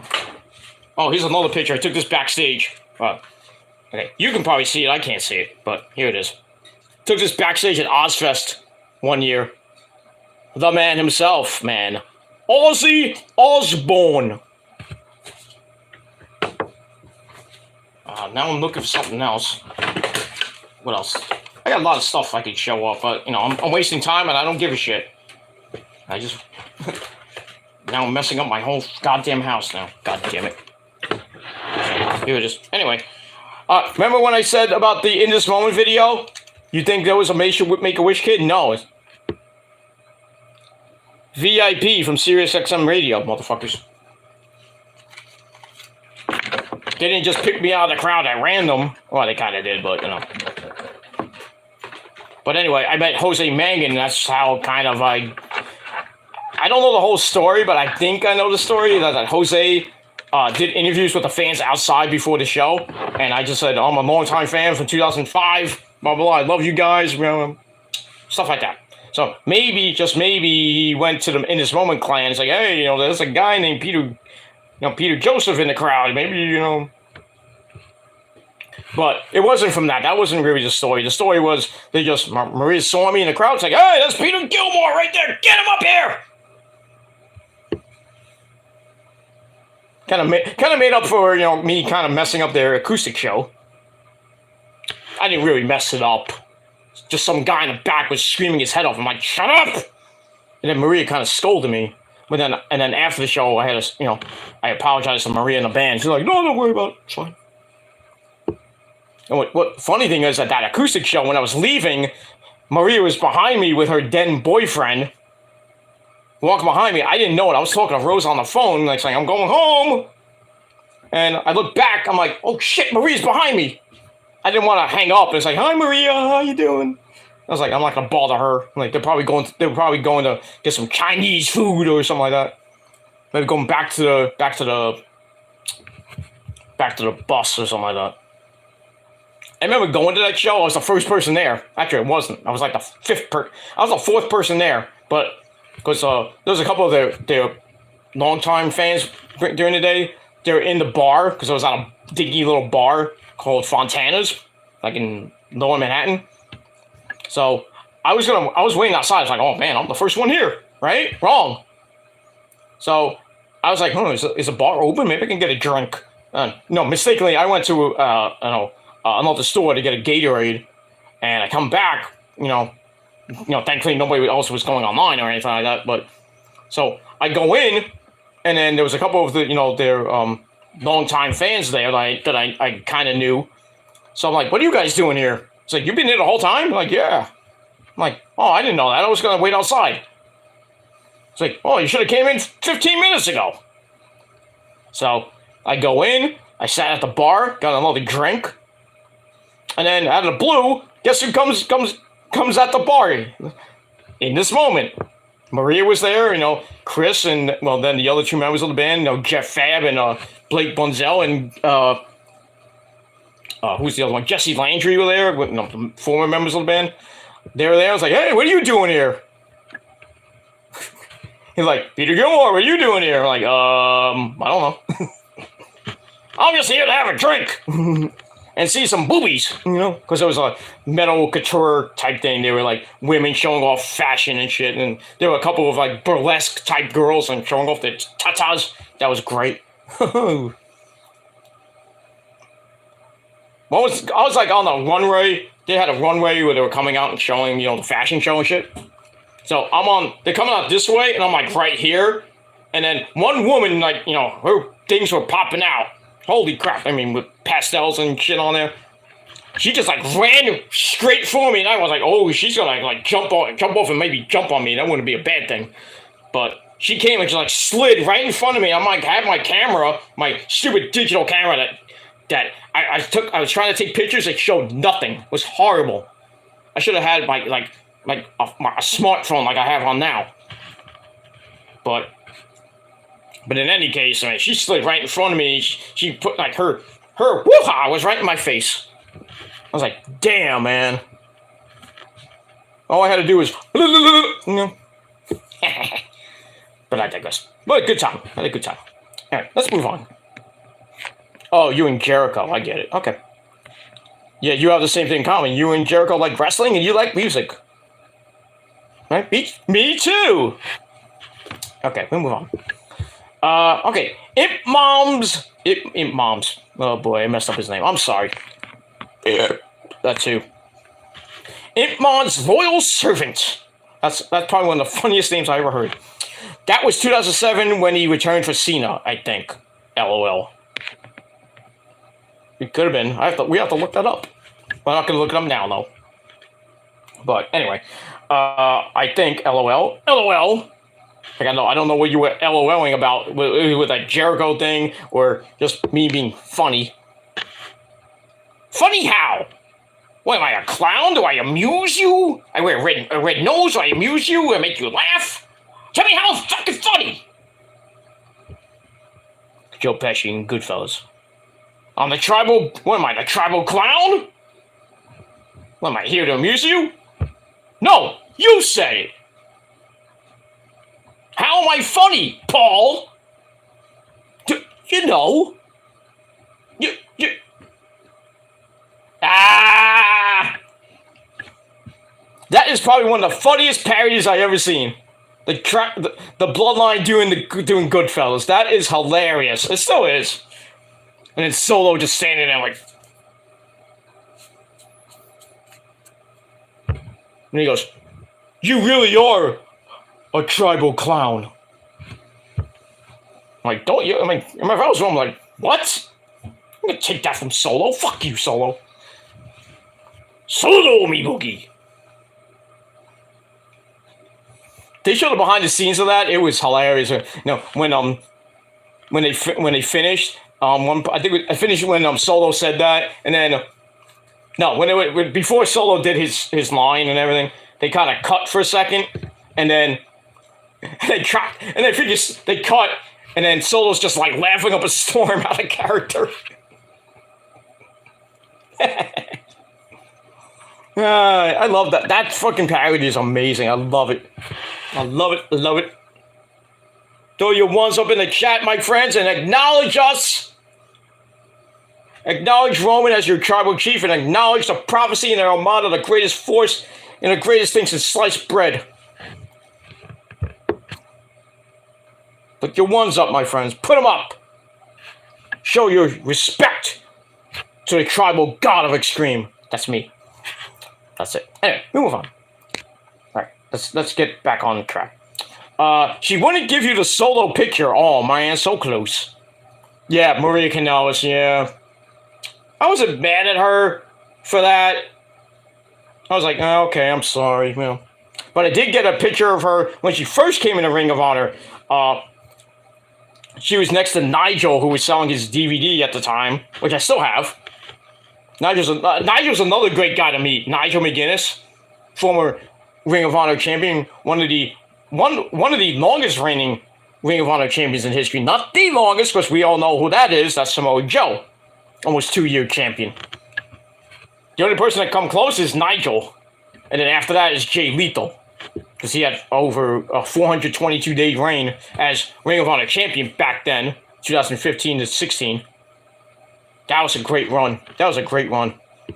Never probably, I don't think that it would be ever duplicated by any Ring of Honor champion that we have now or then.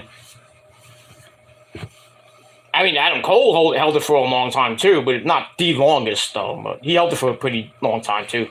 3 times, by the way. The only 3-time Ring of Honor champion. That's pretty much it. But yeah, I met Maria when she first came in the Ring of Honor, and then very nice, very very nice. She was very nice to me then. She still is now. She's still smoking hot.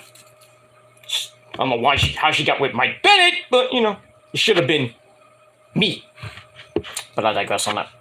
But yeah, I got the shaft that night, whatever it was, by Maria. What are you gonna do? I got shafted by Stone Cold Steve Austin once. What does that tell you? Not my fault. I guess Stone Cold wasn't. This is when Stone Cold was like bad. He was a bad guy. He was a heel. He came to my area back when Funtime USA was around. That shithole freaking party place. I hated that place. I really hated that place. It was like 15 minutes away from where I live now. 15 minutes away. Now it's not there anymore because now it got torn. I mean, it got torn down. It got turned into a freaking storage facility. Horrible. But the owner was, the owners were morons. Every time the wrestlers come, they didn't even know what the fuck to do. They couldn't handle all the people that were coming in. And you had to be there early to get to the front of the line. So you get there the meet and greet can start at 1 o'clock. You get there at 10 o'clock when they're about to, they open like at 10 or 11 o'clock. You get there early. Then you get the ticket. And then you have to get, you play video games for like 2 hours. You waste $20 on playing Mortal Kombat or NBA Jam or whatever video game that's out there. Well, was out there back in the day. And then you're like, oh, shit, 12:30 coming, gotta get online. Then you wait, and whoever was gonna be there, like Stone Cold or Sonny or the APA back then, you're there, and then you get online, and you say, goodbye. But yeah, I met Stone Cold there one time, and I get up to meet him. He signs my order. He signs, the autograph and everything. I wanted to shake his hand. He stiffed me. I'm like, what the fuck, dude? I'm just trying to shake your hand, just saying hi. That's it. So he stiffed me. I guess I was like, okay, I'm gonna take my thing and leave. But when I met Sunny when she was hot back then, she came with her her boyfriend back then, Chris Candido. That was a good time. I met Chris Candido. Had a good 15-minute chat with him about ECW. God bless Chris Candido, man. Chris Candido, no gimmicks needed. Chris Candido, great man. And Sunny was, hot back then. Now, well, she's getting back shots in jail and liking it. Well, maybe not. I don't know. But in any case, that's it. We move on. But we move on. Ozzy, that's so dope. You damn right. Damn right. Meeting Ozzy is like meeting Jesus. Met him many times. Many times. That picture I showed, that was in 2000. I met him and I talked to him for like maybe 2 minutes. Right? And then I'm leaving, and then I see Sharon Osbourne, and one of the butlers that used to be on the Osbournes, the TV show. I talked to Sharon for like 5 minutes. He's like, hello, Peter Gilmore, how you doing? I go, Sharon, let me please marry Kelly, please. I think she was a little bit younger than me then. She was like 2000. She was like 14. Not even. I think she was like not even of age yet. Like, 18, but she's, Sharon laughed. I mean, I met Kelly when she was like, before she became a cutie patootie, back on the Osbournes. She was, I met Jack. Jack Osbourne's kind of cool. When he was a little kid, now he's a big kid. He still kicks ass. But yeah, meeting the Osbournes is pretty damn cool. Backstage and at a meet and greet. Yeah, I've been backstage at Ozfest with Ozzy, with Slipknot. Slipknot I met because they were and they're not on there no more, but they were on Roadrunner when I used to work for them. So backstage access because pays to know the company and everything. There's another great band I met, Trivium. Love Trivium, love them. Hatebreed. I met Hatebreed. I met Jamie Joseph from Hatebreed before he before he was host of Headbangers Ball. That's some good shit. I met Rob Zombie, not once, but twice. I met Joey Jordison a lot. I remember when I met Rob Zombie for the first time. when he was, I think he was the drummer for his touring band at the time. We took a picture, and I'm like this. I'm like a weird stupid picture with Rob Zombie, and then John Five, who's next to him. I met John Five, great guy. John Five's amazing. And Joey Jonas is like looking at the camera like he was like pissed. It's like, don't you take a picture of me? I'm like, well, too late. I thought he was gonna go after my girlfriend because she took the picture. It's like, you ain't going after my girlfriend. Fuck you, dude. Move on. But yeah, good stuff. Ozzy, meeting Ozzy is like I said, meeting Jesus. Meeting Chris Jericho. Okay. Thoughts on AEW has their own house shows, Peter Joseph, and I hope that AEW has their so-called guerrilla structure sooner rather than later. I never heard about the guerrilla structure. I don't know what that is. But yeah, AEW is now doing house shows now. I think that they have another one coming up soon. I don't know where that is. They had the first one in Ohio. I think the next one, is in Ohio as well as somewhere else. But you never know. AEW could have a house show in New York City.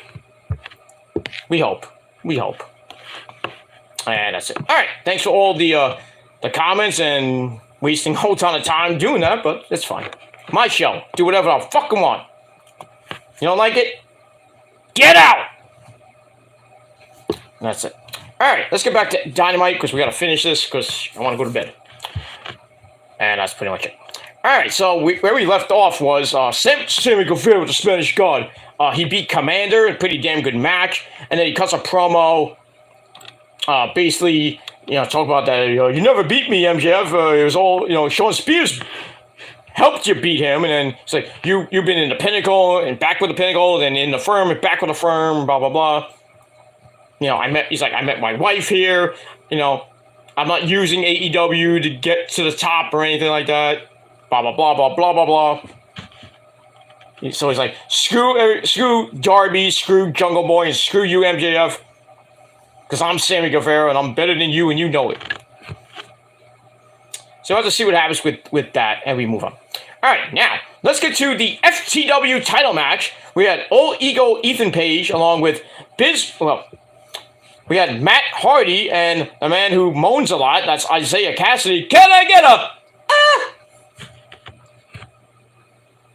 They're in his corner as he's taking on the FTW champion, sent from the man, Hook. Yeah, you, get in here. Yeah, Hook, ladies and gentlemen, he's here. So he's defending the FTW title, and Hook is 24-0. About to hit 25, but we'll see what happens with that. This was a 2-minute suckfest. Hook suplexed him to start. They go outside. Ethan Page sends him into the ring steps. Ow. And then they go back in. Ethan Page is like doing the Matt Hardy dance. He's getting ready to hit the Twist of Fate, but Hook hits his own version of the Twist of Fate. And then Isaiah Cassidy tries a distraction. I don't know why you did that. So Matt Hardy then hits Ethan Page with the FTW title. Oops. And then that sets up Hook knocking in the Kata Hajime, the Red Rum. And Ethan Page did what he does best, and that's tap out. So Hook retains the title. He goes to 25-0. Who beats this guy? I don't know. Probably his dad is going to beat him. No. But that's it. So 2-minute match. And I gave the match 2.5 out of 5 stars. So looks like, Ethan Page and Matt Hardy and Isaiah Cassidy are going to break up. So that the Firm, Stokely Hathaway with Big Cass, Lee Moriarty, who's fighting, I forgot who he's fighting this week. He's fighting somebody. I think he's fighting Hook. But in any case, yeah, the Firm doesn't even look that good. Why even bring these guys in? Bring in Stokely with MJF and reform the Firm, which they did back in Evolve. And then where'd it go, actually? Nowhere. Like, some of these factions they got, I were like, why are they even a faction? Like, the Truth Busters. And now the Firm. Like, they're going nowhere. They're just a bunch of jobbers. Which is sad, saying that about Matt Hardy. But I mean, it is what it is. So looks like it's the eventual breakup of the firm. Matt Hardy's going to get back with Isaiah Cassidy, maybe reform the Hardy Family Order, and hit the better version. Maybe get Mark Quinn back. Reform Private Party. Don't know and don't care. That's pretty much it. So like I said, 2.5 out of 5 stars for that. Then we get to the big announcement, and that's finally we get to the big announcement, ladies and gentlemen. I wasted almost like an hour and a half talking, and now we get into the big announcement. So let's get to that. Nigel McGuinness, who made his debut coming back to Ring of Honor, thanks to Tony Khan at Supercard of Honor, and was announced as signing an AEW contract earlier today. He introduces Tony Khan, who makes the announcement, says 5 years ago, All In took place in Chicago and took the wrestling world by storm, and now we're going to do it again. So no more All Out 5 All Out 4 or whatever number it was. So All Out is not happening this year, but in its place is All In 2. Because remember, the first one was back in 2018, before AEW started, of course. So now All In is back. It's going to be on Sunday night.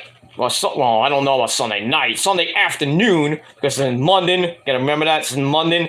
So it's going to be at probably at 3 p.m., I would think, because, it's 5-hour difference between here in New York and London.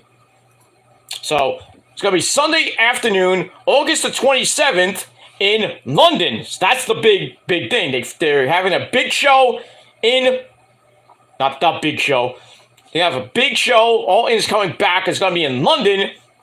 And then Tony's like, well, to announce where the venue is going to be, where All In will be taking place, here is the man himself, Adam Cole, baby!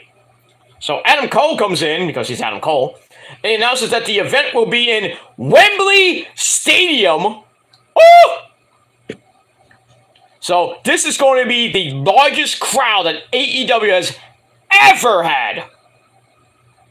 Ever. That place holds 90,000 people. The last time that a wrestling event was in Wembley Stadium, not the Wembley Arena, the Wembley Stadium, was 1992 SummerSlam. Probably one of the best SummerSlams of all time. We don't remember that. And how many people that held? So Tony Khan he's such a great man, and if he could sell 50,000 tickets, because the tickets going to sell May 5th, if he could sell 50,000 tickets, in one day, I think that would be a major accomplishment for AEW. Because the UK fans are like waiting for AEW to come over there. Now they're going to be there August 27th. And that place sells out 90,000 tickets. Oh, this is going to be the pay-per-view of the year. Forget Wrestle Kingdom. This might be the pay-per-view of the year. If they can sell out Wembley Stadium and sell out 90,000 or even more than 90,000. Because SummerSlam held 82,000 people. But Tony Khan wants to do everything in his power to make AEW global. They want to make it way better than WWE, which it is. So he wants to put on the pay-per-view of the year. And I think he might do it. If he can sell 50,000 tickets. If he can sell 50,000 tickets, that's a major accomplishment for AEW. But if he can get that to sell out, 90,000 plus? Fuck WrestleMania. Fuck WrestleMania this year. They sell 161,000. That's 2 days, morons. And that's far-fetched because the real attendance was like 76,000 people. But man, I would freaking mark the fuck out if All In sells out the Wembley Arena. Not Wembley Arena, sorry, Wembley Stadium. And they could get 90,000 people. Vince is gonna like, pfft. You think he's gonna get 90,000 people at WrestleMania next year? No, because Lincoln Financial Field can probably hold 70 something thousand. So it wouldn't be he wouldn't be able to beat it. Not even when Money in the Bank's in London, because it's going to be at the O2 Arena, which is smaller. And even in Saudi Arabia, you think you're getting 100,000 people there? No.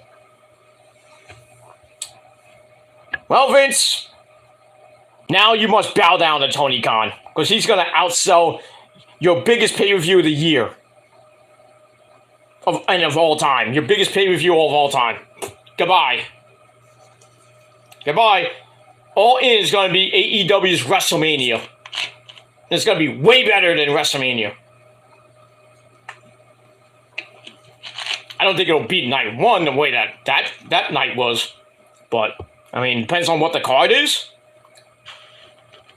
I think, like I said, if they can sell 50,000 people, you can get something like CM Punk versus Bryan Danielson. That's going to sell a lot of tickets. Or Bryan Danielson versus Adam Cole, baby. Kenny Omega versus CM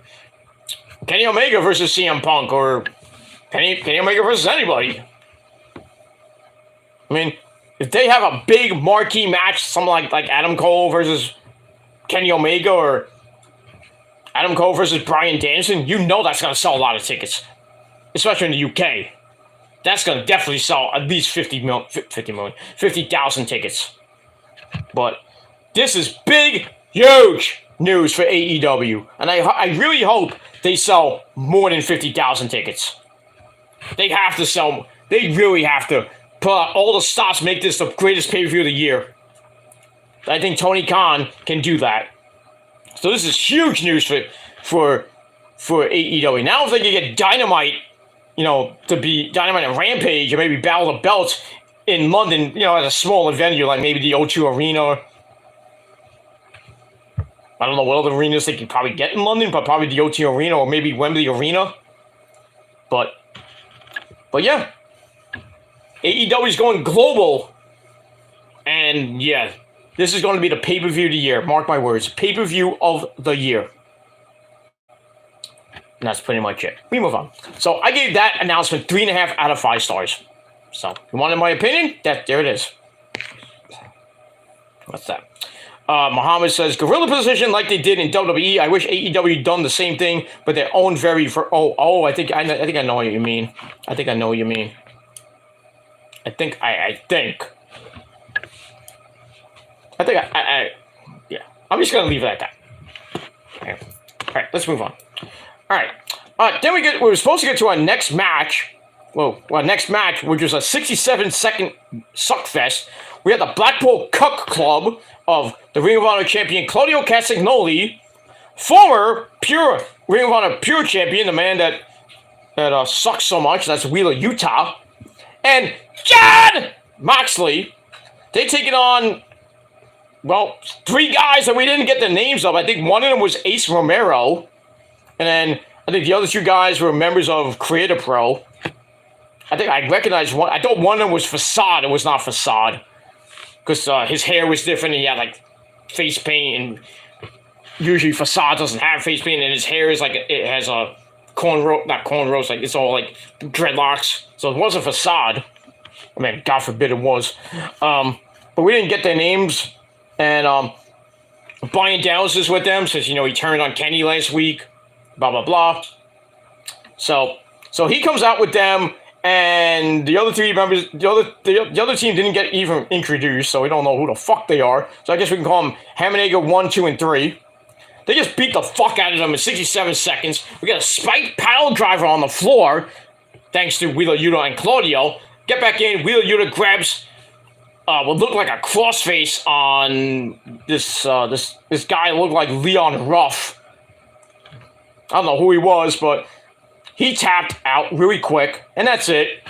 So, match I gave 2 out of 5 stars. I really should have given it a dud, but really didn't mean anything. But afterwards, let's talk about this.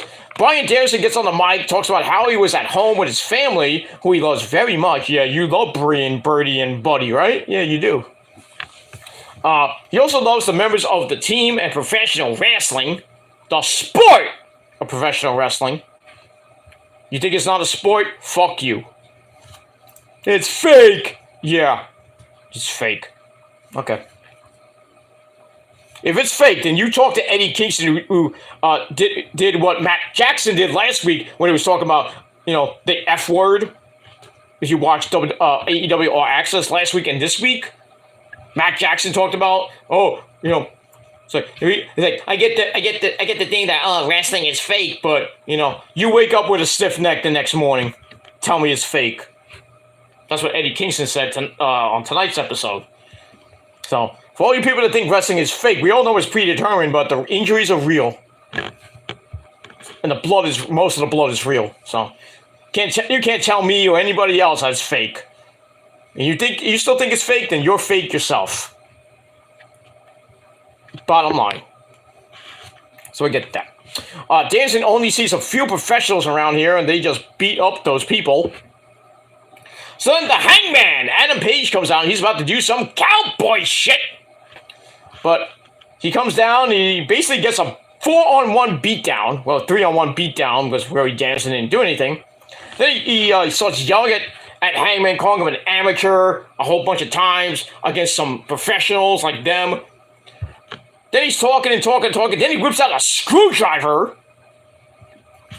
and says, "It's time to fix things up from all of these amateurs." He says, "Amateur, amateur, amateur, amateur, amateur." I'm like, I was like, what is this? What is this? Are we going back to when he held the hemp belt? Fickle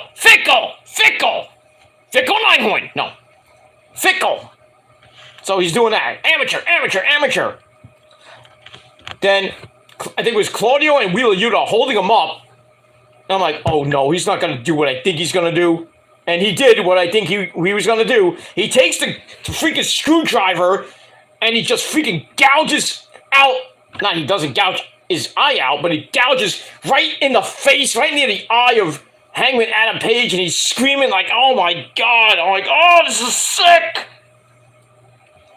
Thankfully, the camera cut away.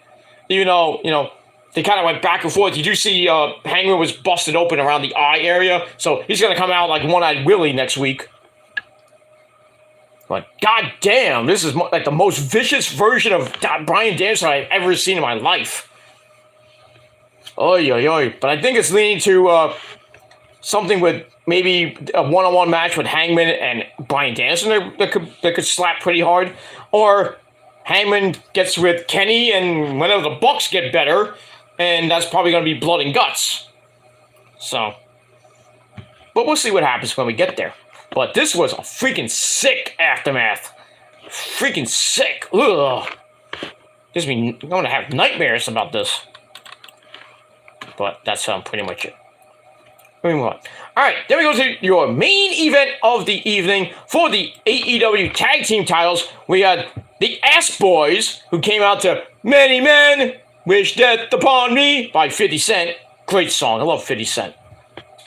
I love rap. I love Jay-Z, Biggie, Tupac. But, the rappers of the 2000s, like Nelly and Ja Rule.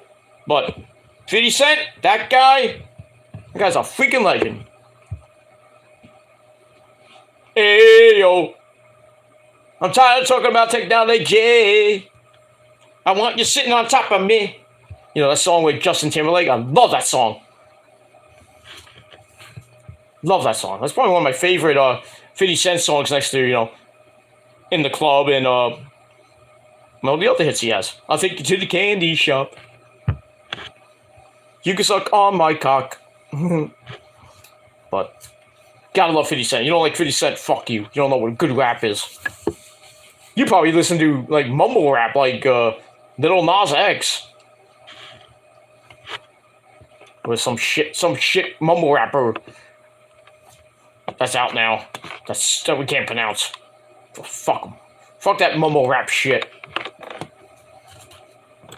But we move on. So they're taking on FTR, Forever the Revival, and if FTR loses, they're gone from AEW. So most people were thinking of going to their contract was over at the end of March, so they were finishing out their contract, and there was big talk they were going to go back to WWE and get ruined by Hunter probably, or maybe revive, no pun intended, revive their their careers there. Who knows? But anyway, Starts off with Colton running Cash Wheeler over to start. They head to the floor. Cash Wheeler takes over, but an Austin Gunn distraction, that's Colton Gunn, hit a drop kick as they take over. Then some right hands. Don't really get Cash Wheeler very far. Then we get an old school Full Nelson slam for a near fall. We go to break. We come back. Cash Harwood comes in off the hot tag, cleans house, including a double DDT on Austin Gunn. Then Dax Harwood hits a spike power driver for a near fall. Then he hit the Shatter Machine and about to win the belts back for the second time, but the referee gets pulled out by one of the ass boys, and Paul Turner was about to ring the bell for the disqualification, but Cash Wheeler was like, "Don't you fucking dare!" Even though there was a blatant low blow during the match right in front of Paul Turner, and he's like, "I'll allow it." So anyway, so Cash Harwood and Austin trade rollers for a near fall until each. So like I said, Austin hits him low right in front of the referee, and the referee's like, pfft. He was right in front of the referee, and he's about to DQ him again, but then Cash Wheeler's like, "No, please don't do it, don't!" And the referee's like, "No!" So then, while that's going on, the Ass Boys hit 310 to Yuma. To go for the cover, Dax Harwood makes the save. And then they try to use the belt, but then Paul Turner saw one of the belts. He threw it back outside, but then I think it was Austin Gunn threw the other belt in, and Dax Harwood comes diving off the top rope with his diving headbutt, and all he got was belt to face. And I was like, oh no, they're gonna have, that's how FTR's gonna lose, they're gonna be gone. They're like, not this way. But thankfully, Dax Harwood kicked out at 2. So then, the ass was like, oh, fuck. So they're about to, finish Dax Harwood off. He spits at both of them. And they're about to hit another 310 to Yuma. That gets broken up thanks to Cash Wheeler. And then Wheeler comes in off the top rope with a super sunset flip. A super sunset flip. And in the process, Dax Harwood had a roll up. So Paul Turner's like, who do I count? And he's like, it was like a delay. It was like, just count, idiot! So finally he goes, 1, 2, 3. We have new AEW Tag Team Champions for the second time. FTR gets the belts. The fans went nuts. So if you thought that FTR was going back to WWE, well, you lost. So damn, it's been a really bad 72 hours for the WWE, huh? The stupid merger with the UFC and Endeavor not like what Vince did on Raw. Raw looked like a pile of shit. WrestleMania Night 2 was a pile of shit, except for Roman's match, of course. And then they couldn't. Jay White wasn't on Raw or NXT. Kota Ibushi was not on NXT or Raw. And guess where Jay White ended up? He's back. He's on AEW television tonight. So and now FTR has won the belts back. They're not going to WWE. I don't think anybody's going to WWE now, the way that their company is. They don't want to go back to work for fucking Vince McMahon. Fuck him. I'm not going back. Creatives looks like shit. So, that's it. So, FTR is going to stay in AEW. I don't know if they renewed their contract. I think they did. I mean, I haven't heard anything about their contract, if they did renew or not. Maybe maybe it's just like a one-night contract, and then they're going to renew anyway. But I guess I would assume now that they're going to stay on as stay in AEW now that they won the belt. Unless, I mean, they do have I think a title defense on Rampage against who, I don't know. Not going to be the Ass Boys, but anyway, FTR is back as the tag team champions. Makes me happy because I fucking hate the Ass Boys as champs. Should have never won the belt to begin with. But FTR is back as champs. I hope they hold it for a long time, but we'll have to see about that. But match was pretty damn good. I gave it 3.5 out of 5 stars. And that's it. After the match, screamers come down from the ceiling like Adam Cole did last week. I'm like, is Tony Khan thinking that every major thing that happens is gonna have screamers and everything. What's this, New Japan? Pretty much. I mean, Adam Cole got the screamers. I'm like, you only would see that in New Japan Pro Wrestling. Like when somebody wins the G1, screamers come out. Somebody wins the world title, screamers come out. Adam Cole got screamers. Like we're reliving New Japan. And now FTR gets the screamers. Okay, I'll go with it. So we get the screamers. Everybody's happy. FTR is celebrating and blah, blah, blah. And then Mark Briscoe, the funky chicken, he comes out and celebrates with FTR, which I thought was kind of interesting, Reach to the sky, boy! And as always, we always have to pay respects to this man right here, Jay Briscoe. Since day one, motherfuckers. Reach for the sky, boy! So that was kind of cool to see Mark Briscoe, a legend in the tag team wrestling. And we all remember that hellacious dog collar match back at Final Battle last year. Oh, that was freaking epic. But nice to see Mark Briscoe out there, celebrating with FTR. That was good. So that ends the show. So, like I said, match was good. 3.5 out of 5 stars. FTR is back as the champs. That's a good thing. And that's pretty much it. So that's it for the show. And my final rating, 7.5 out of 10 stars.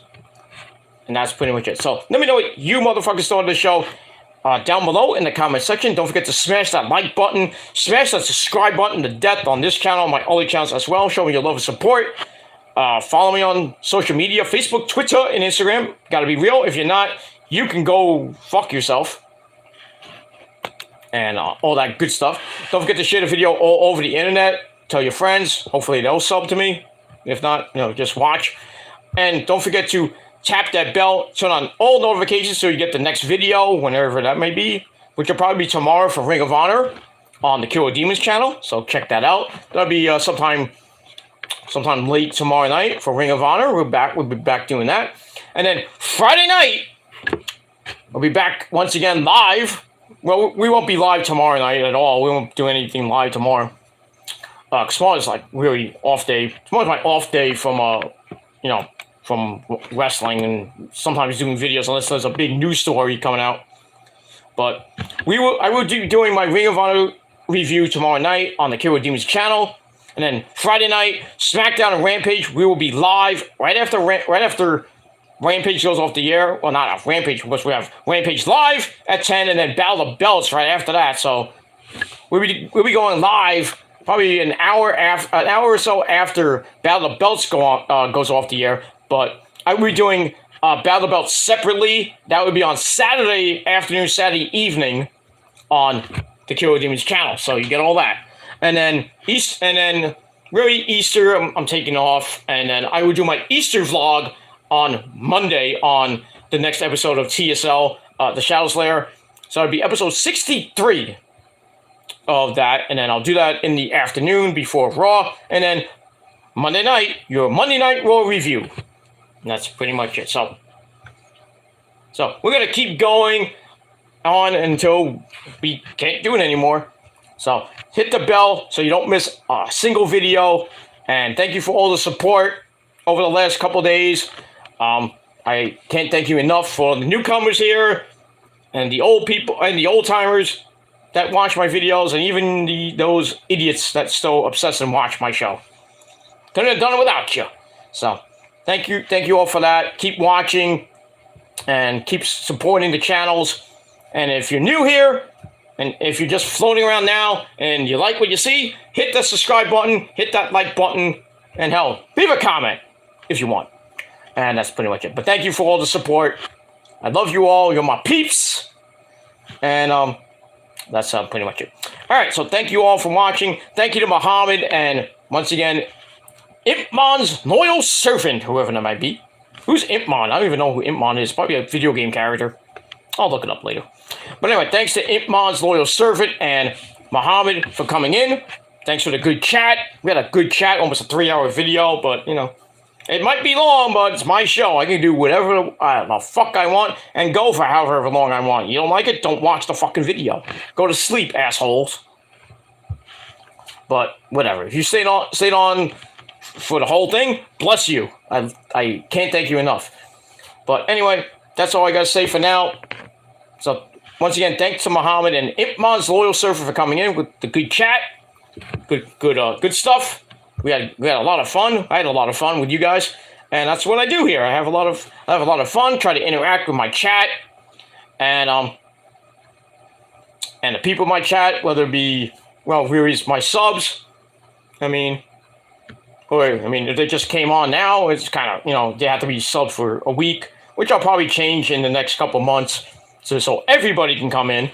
But, then again, I run the risk of having those insignificant dumbasses, invade my chat. So I might just leave it, at a week. So if you sub to me, you have to be subbed for at most a week. So if you just subbed, you're going to have to wait about a week from when you just subbed to get in touch with me in my live chat. But you can still leave a comment, and that's all that good shit. So that's that.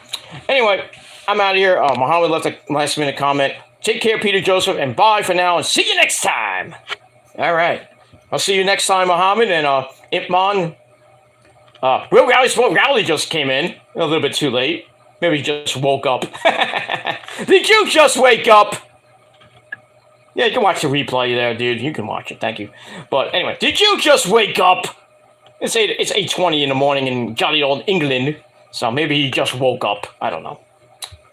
But, thanks for coming in at the last minute. It's okay. It's okay. If you come in at the last minute before I come in and leave a comment, it's fine. It's fine. I don't hate anybody doing that, if you just come in at the last second and call me an asshole, well, at least I'm an honest asshole. But thank you for the free view. But that's it. Yeah. Real Guys for Rally was asleep. All right. So, well, good morning to you. And keep doing what you do on your channel. Check out Will Guys for Rally on YouTube. Getting close to 200, so keep up the good fight. Hopefully you get there by the summertime. So check him out. Tell him Peter Gilmore sent you. And that's pretty much it. All right. Thanks for watching, everybody. Peter Gilmore signing off. Once again, 7.5 out of 10 stars for a pretty damn good Dynamite. We got All In coming your way August the 27th in jolly old England at the Wembley Stadium. It's going to be epic and huge. And that's pretty much it. And that's it. All right, everybody. I'm out of here. Thanks for watching. I will be back tomorrow night for Ring of Honor. We're not going to go live. We're going to go straight up, not live tomorrow night. Because I want to kind of take the day off, really, so from live videos. So I will be back live Friday night. Late Friday night, after Rampage and Battle of the Belts go off the air. But like I said, I would just do Friday night. I would do SmackDown and Rampage only, and then I would do a live video Saturday night or Saturday afternoon, Saturday night for Battle of the Belts 6. So it won't be a long video because it's a 1-hour show, so I'm not gonna go too long, depending on the chat. So we'll see what happens with that. But check it out. Hit the bell so when those videos come out, you will be the first one to get it. And that's pretty much it. And then after that, we're going to celebrate a glorious Easter. And I hope you have a great Easter, guys. If I don't talk to you between now and then, some of you I might not talk to till next week. Because some of you might be going on vacation, wherever you're going to go. But happy Easter to you all. I'll say it now. I'll probably say it tomorrow, Friday, and Saturday. So happy Easter to you all. Don't eat too much. Just have a great time. Watch some baseball, because that's the only thing that's on the weekend. Just have fun with your family and celebrate a great Easter holiday. Hopefully it'll be warm where you are. Well, who knows, if you're in Alaska, maybe it'll be cold. I don't know. But just have fun and celebrate the resurrection of the Lord. Jesus Christ the Lord. And pretty much it. So thanks for watching, everybody. I'm Peter Joseph signing off. Peace out. Rock on and rock hard with your cock out. And if you're not down with that, well, that's just too goddamn bad. Because you, yes you, will acknowledge us. You acknowledge Roman, you acknowledge Isa, you acknowledge the prophecy and the Armada, the greatest force since the dawn of time. So, throw up your ones in the chat. or throw up your ones in the comment section. Or put up a thumbs up. I don't know, whatever you want to do. But in any case, support the channels. And you people that don't like us, that don't like me, and don't like my fans, my peeps, well, that's too bad for you, because we all, besides the two words we already have, is acknowledge us, because you will do that. But if you can't acknowledge us, well, we got 3 fucking words for you. And say it with me now. Fuck you, man. That's it. I'm done. Period. Like Jay Cargill would say. Period. Thanks for watching, everybody. Until next time. Peace. Ha ha. Good night, everybody.